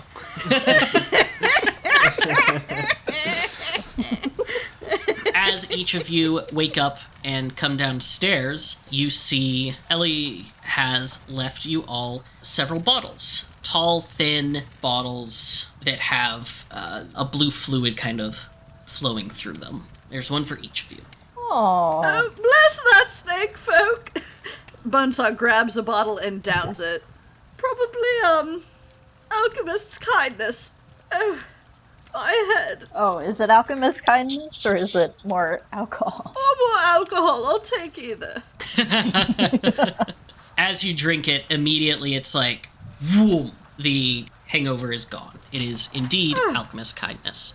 Delightful. Looks awfully wet. You do notice one of them is, like, suspended in a gelatin. I'm going to stare at it for a long time. I'm not taking it yet. I'm just going to be staring at it. You also do hear the sounds of bells coming from the Shrine of St. Kaxus, as it is Sunday, which is considered one of the holy days for Kaxonites. Did you say cactus? Kaxonites. Followers of St. Kaxus. Oh. I have to ask, who was St. Kaxon? What are they the patron saint of? Make a religion check. Or a history check. Well, let's see. Myra and I both got an 11. I'm just going to do history then. Okay. There we are. 18. Hey. Ooh. With an 18 history, you know that St. Kaxus was a saint who came over with the Jesuits about 250 years prior to now. He was a kobold, actually. And specifically, half of him had red scales, half of him had gold scales. What their philosophy became as they were teaching, they began teaching the importance of civilization and the construction of societies, the rule of law, and most importantly, neutrality. They're very much pushing the idea of you don't take sides, you have to be fair and balanced with your presentation of information, and basically this religion as a separate sect following these teachings of being fair in all dealings, don't cheat people, this whole list of things. And often the people who are within the Church of St. Kaxus are called in as mediators between if there's arguments or disputes that need to be adjudicated. Like, it doesn't necessarily fall within legal bounds. They'll be called upon to help adjudicate it. Is this because chromatic dragons are traditionally evil aligned and metallic dragons are traditionally good aligned, so St. Kaxus was like balanced between the two? Essentially, yes. That is what the idea behind it was, is that they were split between these two worlds, and they presented themselves very much as a go-between. And the religious, they don't see St. Kaxus as like a deific figure, but there are definitely stories within of like epic debates that they helped adjudicate between several powerful sects of dragons that were in the Old West at the time. Very Old West. So, yeah. All right. That was a lore dump. Everything that you just said, Jasper is saying unbidden in a New England accent to nobody in particular. And we all hear As this. if expounding during a lesson. Anybody who wants to listen is welcome to, but it's not like he's not even looking at anybody when he's doing this. Is this what school is like? Maybe I should have a swallow of that stuff. Why'd your accent change? What do you mean? Your accent. Oh, Myra, it's just zombie brain. You have an accent. I ain't got no accent. She kind of thinks about it like, to everybody else, they're the ones with the accents, but not the person. And she gets stuck on that point and gets distracted by that point. Very conveniently decides to not press Jasper any further. All right, Jasper's going to go ahead and take the stuff because he figures, okay, I haven't got this out of my system yet. Yeah, and about 10 minutes later, the hangover disappears. Well, that's a marvelous amount of clarity. So, anybody got any plans for this shindig? What's going on today? I'm performing at request of the fiddle player. You're performing, Mozzie! That's wonderful! I imagine it will be. Can we come watch? Sure, can always use a friendly face in the audience. If you need a shill. Myra, are you doing anything in particular, or are you just kind of hanging out today? I think she's just gonna walk around and maybe say hi to the mayor, say happy birthday, remember me. I think she'll actually go, she'll try to find like a small gift for the mayor and deliver it kind of, You asshole. kind of as a sorry, and also as a keep your promise. She's gonna go do that and find like a little, a nice pen or a handkerchief or something.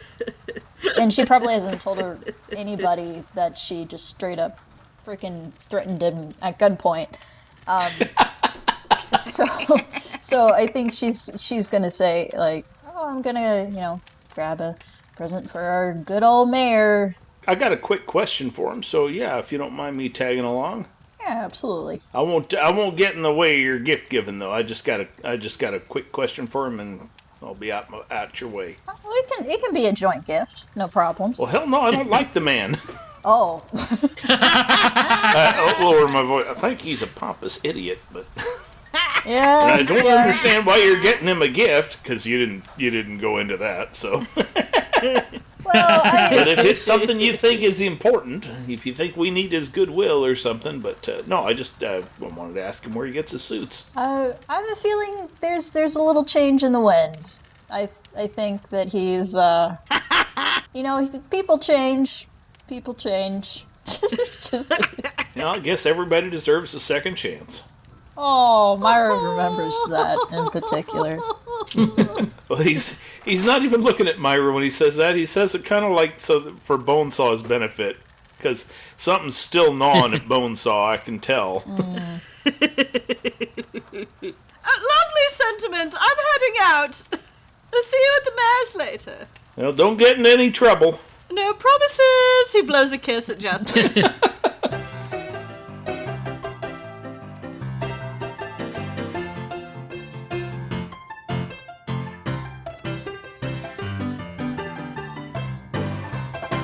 Where are you gonna get the thing? From Norrell? That's a great place. Something that's kind of neat, something kind of pretty, like a trinket, something absolutely useless, but it's pretty, so he can just sit there and he can look at it and remember. So It's made from a rifle shell. literally a statue of bullets. Just You enter in, Norrell is sitting behind the desk and has one hand kind of resting on her chin and is batting a small ball of yarn on the table. And as you enter, she looks up. Hello.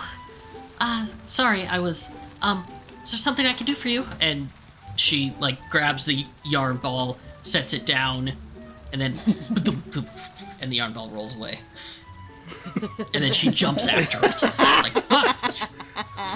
Myra makes a mental note, that is the cutest thing ever, but she doesn't comment on it because she seems a little self-conscious about it. She goes, actually, I was looking for a gift for our dear mayor. I was wondering if you had anything, something kind of nice, maybe a handkerchief or a nice pen, or just anything unusual. Ooh. Little unusual, strange. Oh, I got lots of very interesting and strange things. Give me one minute. And she disappears, walking a little bit slowly around and up into the back room. Is she okay? Make a perception check. Is it 21? She's limping. She appears to have a wound on the back of her leg, and she goes upstairs. A few minutes later, she comes back down, says, well, I have a few interesting things. I have this pen, and, it doesn't have ink, but it works with a lot of different inks. But it doesn't work with indigo blue ink, which, I don't know why. For some reason, every time I try to put it in, it goes all over my face. Excellent. It's so weird. I'll get the pen and the indigo blue ink.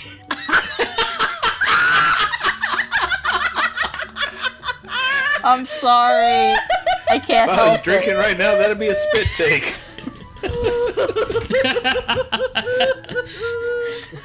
Perfect. She looks a bit confused.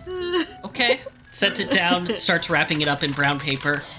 I'm starting to feel bad for the mayor. Here you go. Takes some string, ties it up, pulls a knife out of her little belt, cuts the string, one deft movement, puts the knife back. Here you go. Anything else I can do for you or your friend? Did you get the bullets that I sent you? I'm sorry, I had a little bit of a sleepless night. I mean, you know how it was. It was so loud. Yeah, I hope. Could barely sleep. I hope it didn't trouble you too much. And yeah, thank you. I did get the bullets. Oh, good. I'm glad to hear that. But since you're asking, I do have a question. It might save me a trip to the mayor. Is there a tailor here in town? A tailor in town? Unfortunately, most of us do our own work. I know that I have some clothing around. I believe the Farmers Collective sometimes puts together clothing drives and collections. They might be able to help you with that. Well then, how about the Three Clops Theater? I know that they do theatrical productions. They must have somebody in charge of costuming who can sew. Oh, yes. Cameron probably could help you out with that. She's pretty good. She makes all of her own dresses. It's quite lovely. What's her name? Cameron McLean. She's the owner. She's a centaur. Tall, wears a red dress most of the time. It's quite lovely. All right. Well, I think that answers the question I was going to have for the mayor. He's the only person in town I know who wears suits. Aside from the skinny little things that skunks wear. I think he orders his suits, and she's kind of looking up into the rafters, her eyes kind of tracking something that isn't there. I think that he usually gets his suits from Albuquerque special orders them. There's a tailor there that makes really fine suits, the kind that very threaded together, can stop bullets kind of stuff. Don't need nothing fancy like that. Oh, he's a very good tailor. I once got some specialized, somebody wanted a suit and I ordered it from them, and it's a very fine fabric. It makes for a vest kind of thing. Hey, Norral? Yeah? Are you okay? Yeah. Why wouldn't I be okay? I mean, I'm a little bit tired because I didn't sleep well the other night because it was so loud. And did you know there was a fire in town? Oh, yeah. I heard tell. Oh, yeah. It was a big fire, and something happened with Jesse. He was a mean person. She looks around and tries to look at what she's looking at. Are you? What? What are you looking at? Dust. There's a bit of dust. Sometimes rats like to run up around there, and I like to look at them. Is your leg okay? Her head's kind of facing up, and as soon as you say that, her eyes just focus on you. Yeah, my leg's fine. Why wouldn't it be? Sense the motive. It's a nat 1. That's a nat 1? She has no idea. She thinks this cat is cray-cray, and she's just gonna let her be her cray-cray self. I'm still gonna roll something, but, I mean, it doesn't make that big of a difference. Yeah. Jasper's oblivious to this. Yeah, she says, yeah, everything's fine. I just cut it the other day. I fell out of bed when I was getting up, when all of the stuff was going down. It sucked. All right, well, how much do I owe you? That would just be, 65 cents. Okay. She goes ahead and puts a $1 on the table. Oh, I can't accept that. That's too much. And please, here, and pulls out the change and sets it down. Take it. No, it's okay. It's free. She grabs Myra's hand and squeezes it and holds it open and puts the coins in her hand and closes Myra's hand. Okay. Have a good day. She just smiles. Very large Cheshire cat smile. Okay. Thank you. I guess we'll be going. Thank you, miss. Take care. Bye. Be careful. As soon as we're outside, I'm going to lean over to Myra and say, she seemed a little, I don't know, just a little on the loco side. Yeah, a little bit more than a little, I'd say, but, I hope she's okay. She was limping around a little bit, but, I don't know, that cluttered shop probably ran into something. Yeah, I guess we all have stories. Can't open every book, though. Listen, you go on ahead to the mayor. I got the answer to my question. I was hoping he bought locally, but I want to shop locally. There you go.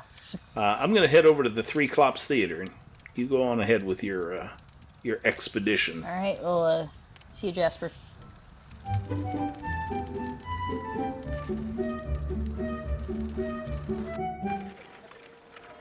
Moz. You walk around a little bit, and you actually see Jim Ziplack in the main area, the main stage. Yes, where are we going to be performing? What part of Perdition? Right in the town square. Okay, is that where Bones got his stuff posted up? Yeah, that's where Bonesaw had his show, all of that. Is my wagon still there, or did some people move it? Bonesaw's wagon is not there. It has been moved. Moz, you see Jim Ziplack just playing on his fiddle, and Edgar is glad-handing, basically. I mean, there's no other word for it. He's, people are coming up happy birthday, man, happy birthday, mayor, happy birthday, mayor, and it's all, oh, thank you very much. It is wonderful to be your locally elected mayor, and I am so thankful for all of your wonderful birthday wishes. My speech is going to be in about 1 hour. We'll be able to talk. I'll be able to give all of you the shining lights of yet another year. So, a bunch of just bullshit coming out of him. So, what time is the performance supposed to be? Probably going to be following right on the back of Edgar's speech. Okay. So about, hopefully, an hour and 15 minutes. Probably an hour and 45 minutes. Ouch. God. Got it. Ellie is out. They're serving drinks. You see that the Aasimar and Tiefling are out with large barrels of alcohol, and they're handing out shots and bottles. You see the butcher, this big man with a very large handlebar mustache and mutton chops coming around, wearing a decently fine suit, kind of surprising for a butcher, and a very bloody apron. Has a grill set up and is just grilling all sorts of meats up and is passing it out. Silent Joe just is sitting in his rocking chair that he's dragged over, has a bushel of apples that he's handing out to people. Alright. So a very lively show. Yeah. I don't think Moz has anything prior to set up. Not that I can think of. Okay. Maybe go talk to Jim Ziplack. Yeah, absolutely. You go and approach Jim. Oh, it's you. Surprised that you would show your face.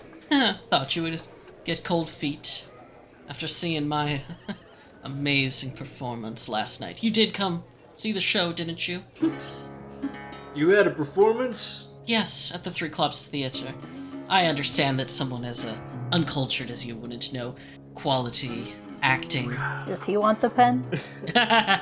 But that's okay. I mean, Cameron is absolutely atrocious on the boards, and it was, frankly, only my performance that made it anything worth writing home about. But what else is new?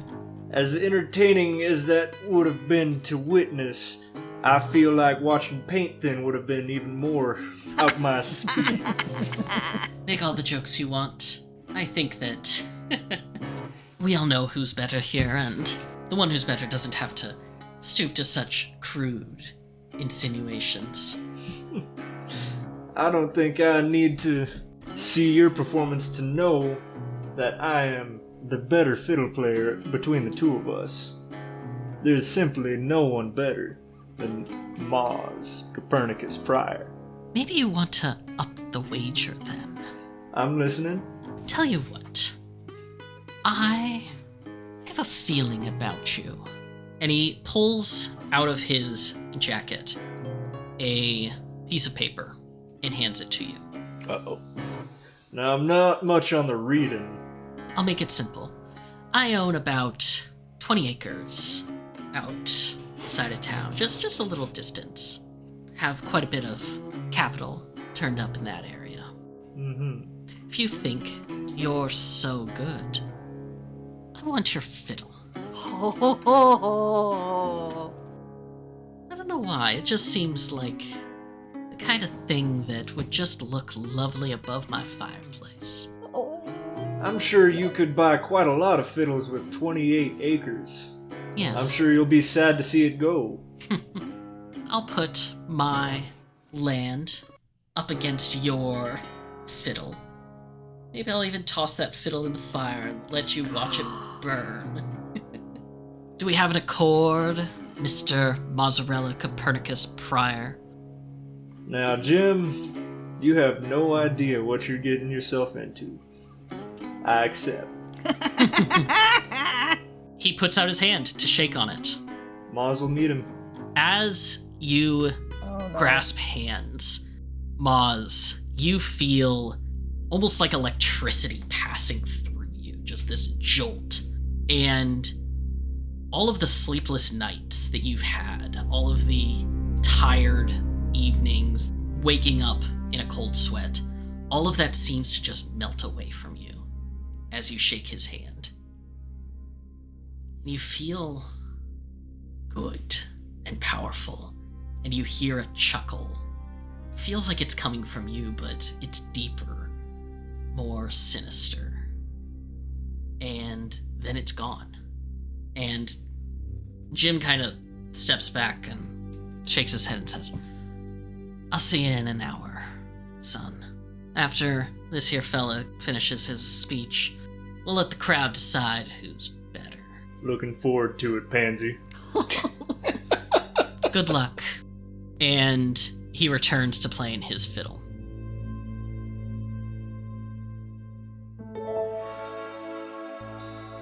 Bonesaw, you had stuff you wanted to do. Yes. Bonesaw is going to go to Stella's. I would say he's going to get the wagon, but he has no way to get it there, so I'm going to go see if she has a solution for that too. Okay. As you approach the door and you try to open the door to Stella's wagons, the door is locked. Bonesaw will pound on it. Hello!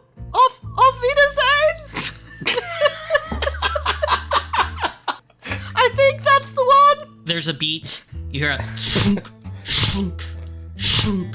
And then the door opens a little and Stella, she's still wearing that hat that you saw her in before, but instead of her dress, her Sunday best, she's wearing this dark soot black suit with a rubber apron and very long rubber gloves on her hands and a pair of goggles over her eyes, and she lifts them up and says, "Auf Wiedersehen means goodbye? That is not what you mean, I think." Oh, you look dressed for some fun times. Hello! Could I come in? Yeah, come. And she opens the door and walks in and says, yeah, have some goggles. Ooh, I don't think I really need them. I've got, my own sort of thing going on. It's all right. And she walks over and there's a bench that has been set out. You don't see the wagon that had been there previously, the Gatling wagon. Have you got a secret storeroom or something? I don't know what you mean. There would be no reason for someone like me to have a secret storeroom to hide all of the... Oh, we're friends. It's all friends here. I'm not going to tell anyone. Trust me, I've done far more illegal things than that. It's all downstairs. There is some fun little experiments that I get up to down there. Oh, can I see? She considers... make a diplomacy check. I promise I'll only tell people who I don't think will tell the law. 15. 15? She says, okay, come on. Oh. And she leads you, and Oh no. she grabs a lantern, There goes the tap. twists it back, twists it all the way around, and then shoves it forward, and then these entire set of stairs and a ramp just leading down. You walk down, and downstairs is this decently sized warehouse where you see the wagon and all these weird contraptions. You see the steam horse from before is half disassembled and is being repaired, and she steps over and says, yeah, this is where I like to work on my experiments. And she grabs this lever on the wall and electric lights light up along the way. And she picks up a rod and a piece of metal and starts welding down the length. Bonesaw is vibrating with excitement. His hands are like tracing weird shapes in the air because he can't hold it all in. And he says, listen, don't tell my friend Balls, but I think you're my new favorite person. I'm starting to think I can't even afford your prices. This is amazing. You built all this. I think. I heard that. Yeah, Schweizer Industries is a leader in contraptions, constructs, and any sort of steam-powered or... we're working on other things that are other than steam. For example, this, she points at another wagon. That is a wagon that it runs on steam. No need for the horse, anything. Really? It's just as that. I'm trying to make a wagon for all folks. A Volkswagen. Sorry, a what? A Volkswagen. A wagon for all folks.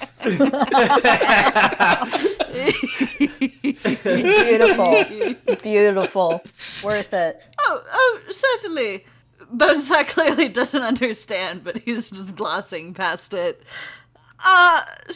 So, do you ever sell any of this, or is it, just for funsies? I occasionally sell it to those who are able to pay, but most of it is very experimental and there is not many that can afford it. For example, my Ottoman food that you borrowed the other night. Yes. It's about $8,000 for me to make it work. Really? But it's incredible. You don't need to feed it. It's nice and compact, and it can carry so much. It's very strong. It can go for hours and hours. And it looks really cool. You should add that to your pitch. That is true. I always see. I like you. Not very many people understand that to have these. When you build something like this, you must have a bit of flair to it, because that is the thing that makes people want it. Yeah. I like you too. Do you want to be friends? Yeah.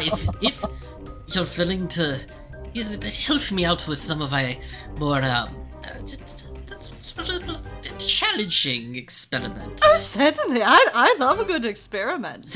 That is good. But I did want to ask you. I don't think I can afford some of your nicer things, but my wagon's in dire straits, to put it nicely, and I was wondering if you could fix it up, maybe add a little flair, as you say, just see what you could do within my budget. Yeah. What is your budget? Bonesaw gives her a number. Okay, yeah, we'll discuss it later. And possibly more once I sell, my magical plant. Bonesaw reaches inside his jacket and takes out a sort of crumpled-looking goodberry bush and, straightens out a few leaves. I think it's probably got some worth, but I need to find the right buyer. That poor thing looks like it's about half dead. But, it's hard with the road, and I might have sat on it when I was drunk, and, I try to be good with these things, but really I should probably sell it before I know I have a green thumb, but it's not green in that sense.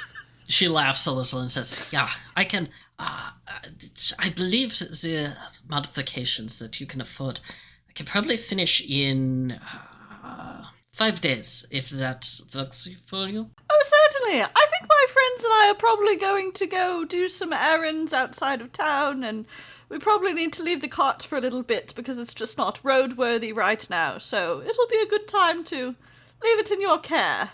So good, I will begin working on it. Ottoman foot and the mechanical horse that was kind of laying in pieces, its eyes suddenly flare up, hello. And the legs that are detached attached to it, Oh and it my word. gets up, reassembling itself. Fascinating. Go fetch the cot. We have work to do. And she pulls out this giant blueprint and starts sketching on it. Ye gods, I really need to earn enough to get that horse. Yeah. Well, I will be working. Let me know if you need anything. Otherwise, I will see you in 5 days. Thank you so much, Stella. He will actually sweep her hand up and give it it would be a kiss, but he's wearing the mask, so it's more like a peck. A peck. a peck on the hand. Oh, you are a shaman, no? Oh, you know me. Charmer, yes, that's me. Charming, yes. You remind me of my third husband. Oh, really? Where is he now? Oh, I've only been married twice. Oh. If Bonesaw could blush. as it is, he sort of flutters his hands around his face and says, "Well, I'm very flattered. But Oh, I'm just giving you speaking of funny. That's funny, yeah? Yes, of course. I ship yes. it though. Very I funny. ship it though. The campaign is said and done. Everyone's coming back to perdition to make a bunch of little people babies. Very well. Goodbye. Guten Tag. Guten Nacht, is that... Wait, I thought you said the other one was goodbye. Auf Wiedersehen. Guten Tag is a good day. Oh, that's a lot of words. Goodbye! I'll see you later!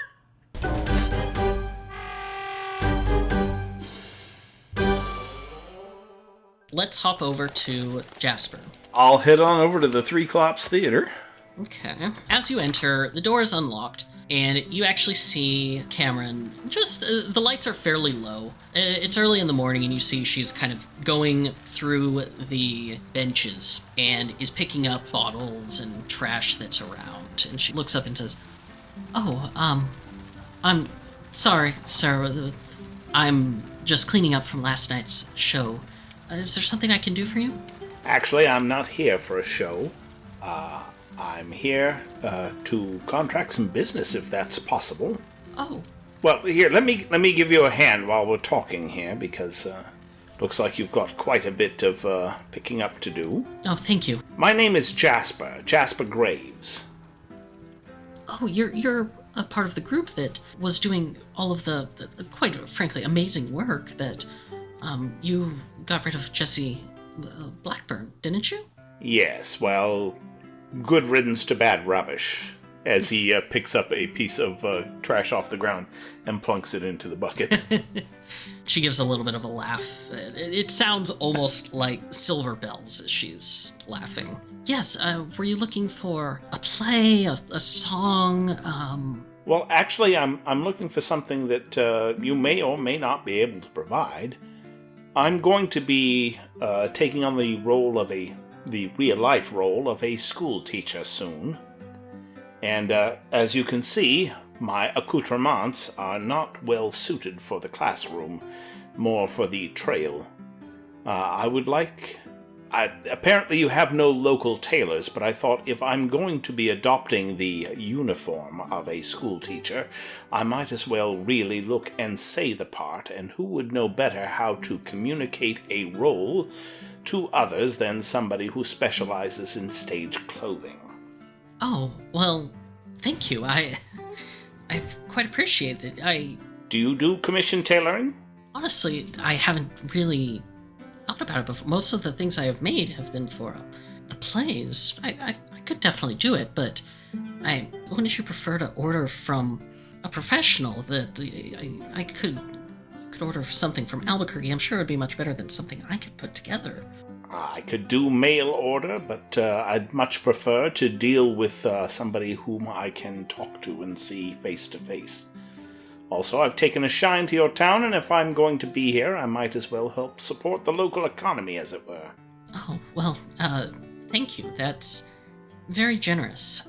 Specifically, I'm looking for a waistcoat, 2 muslin shirts, one white, one sort of a dove or a fawn or a light gray of some kind, a tie, a hat, broad-brimmed black, and pants to match. I imagine I'll have to probably send off for proper footwear. These boots won't fill out the outfit. As you're saying all of this, she's kind of calculating in her head and doing stuff, and she says, yes, I suppose I can do that. That's all quite straightforward. Oh, there is one more thing, and another reason I'm not sending off, but engaging somebody who is involved in the theatrical profession. As you can see, I have a condition. I am an undead American. And as such, the suit that I will have made will have certain padding requirements that would not be found in an ordinary off-the-rack tailored garment. Specifically, I will need the shoulders padded and considerable padding around the waist and along the lengths of the limbs. She nods and says, absolutely, I can definitely take care of that. Probably $1 would cover the materials and the time, if that works for you. Absolutely. As a matter of fact, I'd be happy to pay more if you need better fabric. I'm not in a terrific hurry for it, because apparently I'm going to be headed out to do some more flashing heroics. Okay. Yeah, I absolutely. I can get started on that. If you're wanting a little bit better fabric, I can ask around and get some. Are you okay if I let you know what the price would be later? Certainly. To tell you the truth, I was expecting a great deal more than $1, so feel free to, what's the word they would say? To go crazy with it. Okay, I'll look around and see what I can find for you. Thank you. I greatly appreciate this. Thank you very much, man. And quick question, does your theater ever engage in the works of the Bard? Oh, of course. I love Shakespeare. Twelfth Night, The Tempest. We are such stuff as dreams are made on, are we not? She gets this giddy smile and says, I so love performing, and the roles are so powerful, and you... Say, you seem to have an experience with some of these. You clearly know. Would you be interested in coming and reading with some of my actors? We could give you a role if you would like, and I'm sure that they would love to hear from you some of your interpretations on the subject. Nothing would please me more. I'm deeply honored. Oh. As a matter of fact, I have reached that point in my life where every person who wishes to be an actor, I've never actually done much other than some school productions. Every actor has to decide whether or not they are at this age capable of performing the role, because it requires a cross-section of age and ability. But I think I would be admirably suited, or at least extremely interested, in playing the part of King Lear if you ever do such a production. Oh, that would be fantastic. I have tried to find somebody who would be perfect. Oh, absolutely. If you wouldn't mind coming by in a couple of days, probably about a week, I can finish up the clothing. We just closed out one of our performances. I could start getting the other players in town interested. Oh, this would be fantastic. Thank you so much. If I am in town, I will be pleased as punch to take part in this. She almost prances a little bit as you say this, and she's just, oh, thank you. I'll start writing up the sides right now. Thank you. And she actually leans in and gives you just like a little hug. Aww. And then, sorry, that was, that was probably inappropriate. See you later. And she returns to cleaning up. All right, and Jasper, having come out of that a good deal more engaged than he thought he might, is actually going to be going out, and under his breath he's saying, "Blow winds, crack your cheeks, rage, blow you cataracts and hurricanes."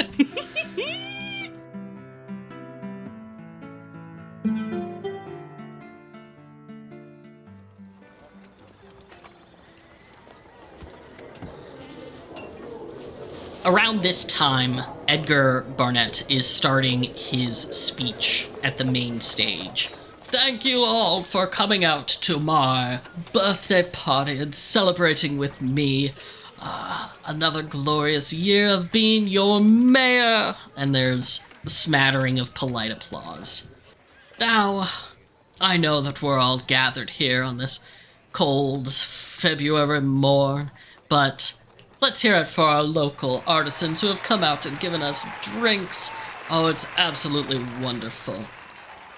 Now, I know that it's been an interesting couple of years for us and an interesting couple of days. But first off, let us give a big thanks to Miss Catalina Leos, our wonderful sheriff who has been with us for the past year and a half, who's taken over after poor Balstrup's untimely death. Now, I remember when I was first elected to this office, and he starts going into this very long, very winded, basically political speech that's just, it's boring. Nobody is really paying attention. It's going to last for... Let me roll. One. 38 minutes. It's all him talking. Most people are not paying attention. Like, it is boring. How big is the crowd? There's probably like 20 people. 5 of them are actually listening, and those 5 are like Duke Van Horn, Sheriff Catalina, though hers is kind of like a half listen. Avery Hodges is there. Terrence, Jubilee, a white-scaled dragonborn in very fine blue clothing, carrying a notebook, white ascot, metal bracers and shoulder pieces, kind of an old world styling, who appears to be listening quite intently to Edgar's speech. And Wilmington Clark is the last one who's like actively listening. Everyone else is kind of like, whatever. Finally, after these 38 minutes, it wraps up, and there's polite applause coming from these folk. Music! Get to the music! And now a wonderful presentation from Jim Ziplak of the Three Clops Theatre. Thank you all for joining me on my 57th birthday. Jim steps up, and he has this kind of rakish grin on his face. He says, "Thank you all for coming out, and let's give another hand to our wonderful men. Now we have a bit of a special treat for all of you today. In addition to hearing my wonderful play, there's somebody in this audience who thinks that he can possibly stand up to my playing. Who wants to see me stomp this young whippersnapper into the ground with my music?" Crickets. If eye rolling can make a noise. Yeah, there's one person who applauds, and it's that like, yeah, woo! Good luck with that! Now, Mozzarella Copernicus Pryor, why don't you come up and let's see what you've got. Ready to dance, pretty boy? I'm wondering what kind of smoke your fiddle's going to make. So we're going at the same time? Yes, you're going to be going at the same time. You two are dueling in a sense. You're going to be making checks. You can use whatever checks you want. Okay. They're going to be opposed by him. It's pretty much going to be performance checks unless you got something very specific. I figured. People can help you out. You can cast spells and do stuff to help your performance, but it'll be giving you either pluses or minuses to your roll. And it's best 2 out of 3. Okay. Go ahead and roll initiative. Is everybody else at the show? Oh yeah, Yes. absolutely. Awesome. Standing in the back, because I think Moz wasn't too sure if he wanted us there or not. In the audience, maybe not participating actively, but we'll see what happens.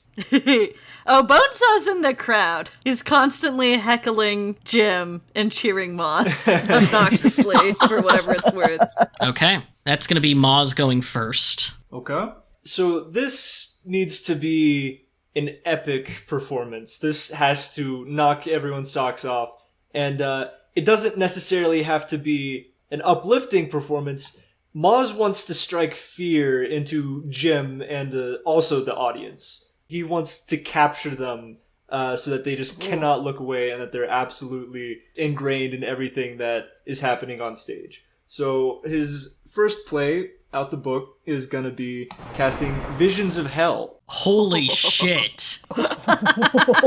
Oh, what an opener. So this spell is going to transform the terrain for a 50-foot radius.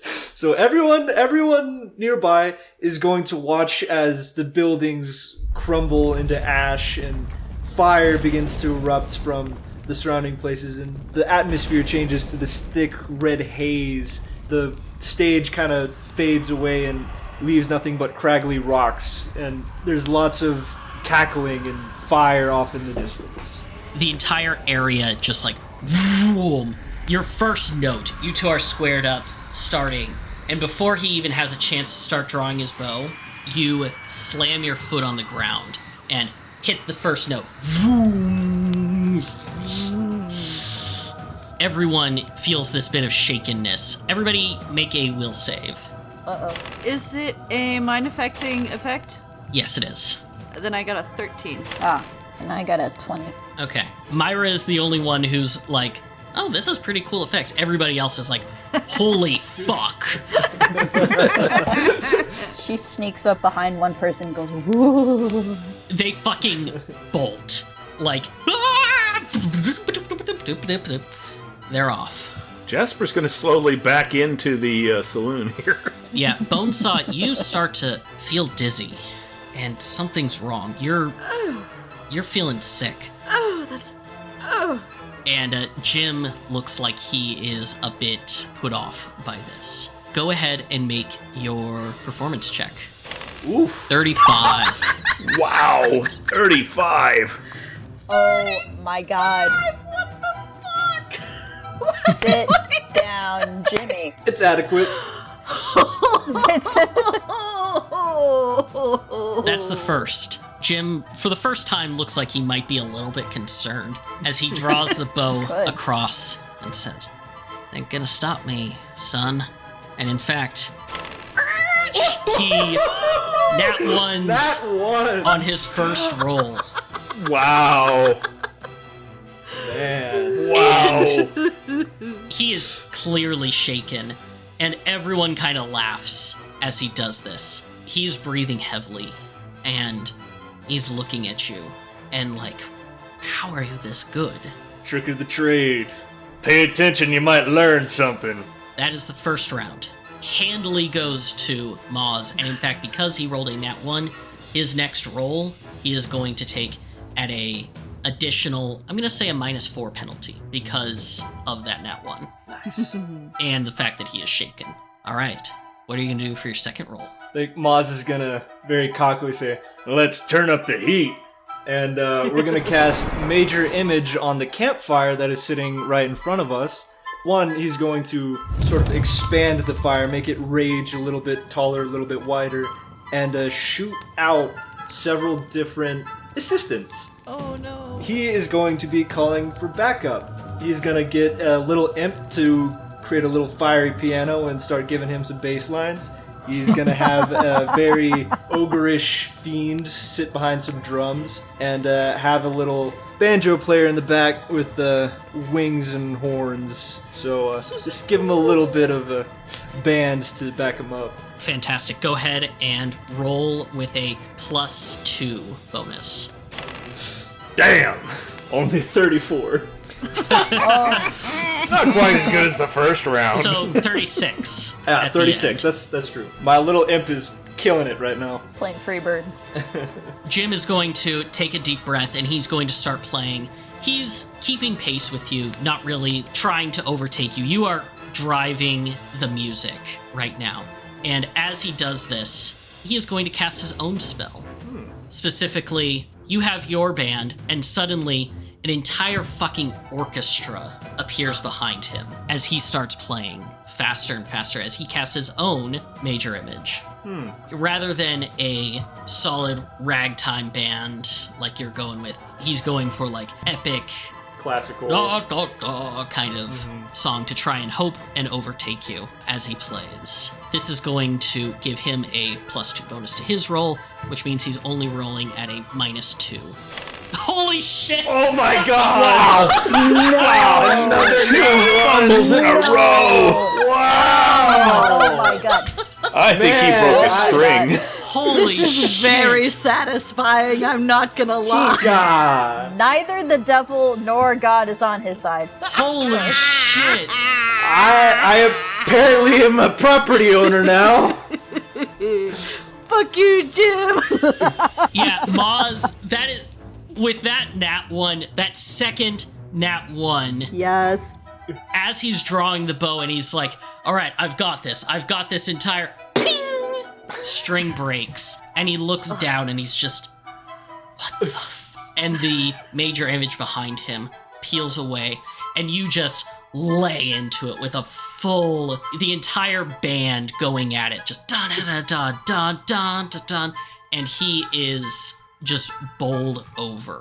As we continue into the final phase, Moz is going to slowly approach Jim with every step. He's gonna sort of amplify his boots with more and more force.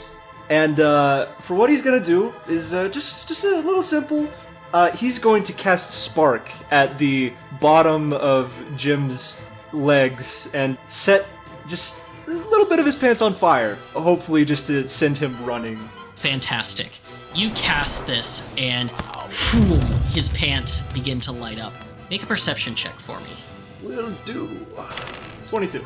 Perfect. You finish off the spark with a nice flourish and drop your arms to give a bow as his pants light up with a little bit of hellfire. You notice two things. The first thing you notice is your own shadow being cast.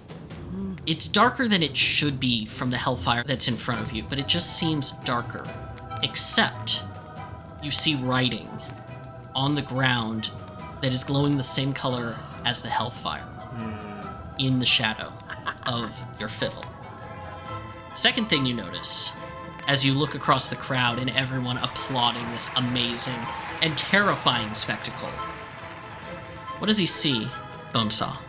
He sees energy ripple up Bonesaw's spine as Bonesaw goes into his mutant form, his eyes glowing red, his muscles starting to swell. And Bonesaw stands at the back of the crowd, just staring directly at Moz in the midst of all this hellfire, these hellish creatures. Jim gets up and just starts dashing, and as he does, he drops the deed onto the ground and it clatters. And as he runs, you feel something else start to get pulled from him, Moz. And you feel yourself surge with energy as something about Jim has been added to you. And it feels good. Well, I hope it wasn't his devilish charm. You turn and look across the crowd. You see this massive hulking form of Bonesaw. And next to him, you see a man in a top hat with silver glasses, smiling and clapping. Bonesaw. So, I failed the will save. I think I'm frozen by fear from the initial hellish thing, so I cannot move. Correct. Thank goodness. Oh, shit. Okay. Bonesaw's hands just clench into fists at his side very slowly, the leather on his gloves creaking. I think Moz is gonna let his illusions die out as he picks up the deed of the land that Jim left and I guess make his way over to the food stand because he's hungry. Absolutely. Bonesaw, before you can move, you feel somebody clap you on the shoulder. And you turn and you see this man in a suit that you immediately recognize. And he leans in and says, "Don't hurt my boy, son." And he punches you in the gut. What? Shit. And then walks away. Question. Yes. Have I met him before? Is he a part of my past? You don't remember him. Okay. The figure that is Bonesaw will choke air out as they're punched in the gut. You can't control me, devil spawn.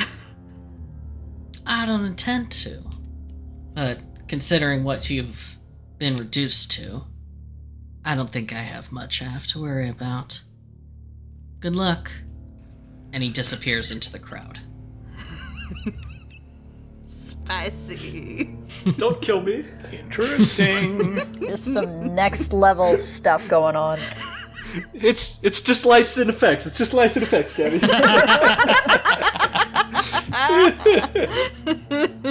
Can Myra roll to see Bonesaw having this reaction? Absolutely. Roll perception check. He's kind of hard to miss. 28? Yeah, I think you definitely see this. You see Bonesaw talking to himself. He suddenly doubles over, like somebody punched him in the gut. And of course he's larger and red-eyed. Yes, yeah, all of that. But it's just him. You don't see Titavilius. She instantly recalls back to when Bonesaw was not himself. And goes to Bonesaw and goes, "Whoa, Bonesaw. Bonesaw, are you okay? Bonesaw, is this Bonesaw? Templeton?" The figure that is Bonesaw stands up, sort of holding their gut, and looks down at you from their height. She looks up. You're Myra, right? Am I talking to Bonesaw? Or am I talking to his friend? Friend. What are you doing here? I came for the show. That's such a classy line, by the way.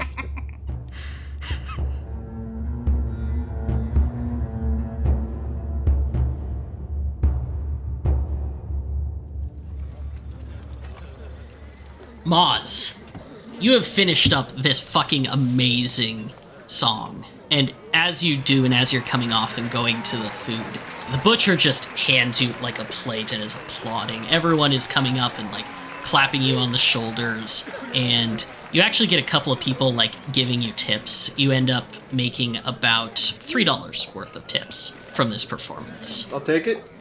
Buy a few more shots of Hellfire. Of Hellfire, that you can buy a lot.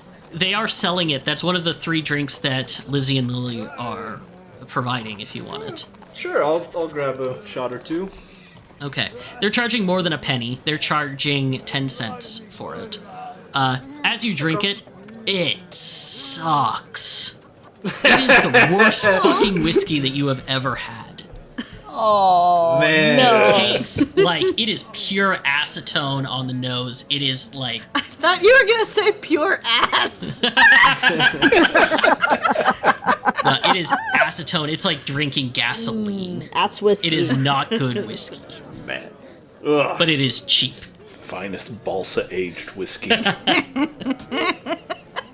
Well, I got one part of hell right. I thought you said ball sack. You're mishearing a lot of things there, Myra. This is getting worse. This whiskey tastes like ass and ball sacks. I'll have some of that ass ballsack whiskey. The festivities continue. Jim has run off.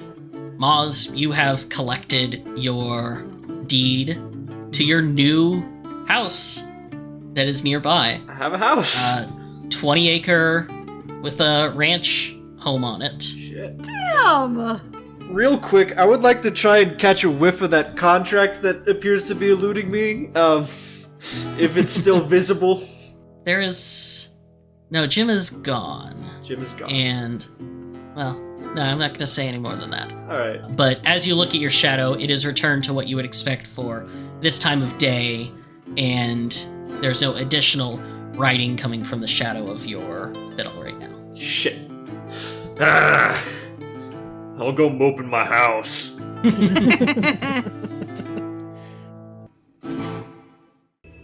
Dust and Blood is a Rolling Path production featuring Corinne Hill as Myra Sting, Blake Alfson as our GM, Zach Parker as Moz Copernicus Pryor, Keith Curtis as Jasper Graves, and myself, Gail Parker as Bonesaw. Our theme song is Dust and Blood by Arne Parrott, and other music throughout this recording is provided by Kevin Macleod, Tabletop Audio, Dark Fantasy Studios, and the Desperados 3 original game soundtrack by Filippo Beck Peccoz. Transcripts, detailed sound credits, and more can be found on our website at dustandbloodpod.com. You can follow us on X and Facebook at DustAndBloodPod, or support us through our Patreon at Dust and Blood, where you can join our community Discord and get perks like our behind-the-scenes discussion show, The Roundup. We're so grateful for the support of our fans, people like Haas, Highland, Lego Queen BB, and Barbara. Dust and Blood releases monthly on the 1st, and our next episode is coming at you November 1st. Content warnings can be found in every episode description, and we hope you enjoy exploring this fantasy western with us. Thanks for listening. My eyes shoot open to the early morning sun. I feel that aching, pounding, poking of a bullet in my lungs. Skinny ceiling, bones crunching. I feel that wretched ancient something drag me up to face that coward son of a gun. His face grows wide as he fumbles for his holster. I feel the lead pierce my shoulder, neck, and chest. I scream that I have died 100 times and lived 1,000 years, and I'll be damned if a boy like you's gonna be the best. Yes, I'll be damned if a boy like you's gonna be the best. Finally found another Revenant Ranger. I'm so happy. It's like, yay! So Like cool. close. Blake, is that a new voice? Is that your deep gravel voice? I love it. It's a voice I've been saving for Ranger Rick for a while. Nice. Ranger Rick! Ranger Rick. Excellent.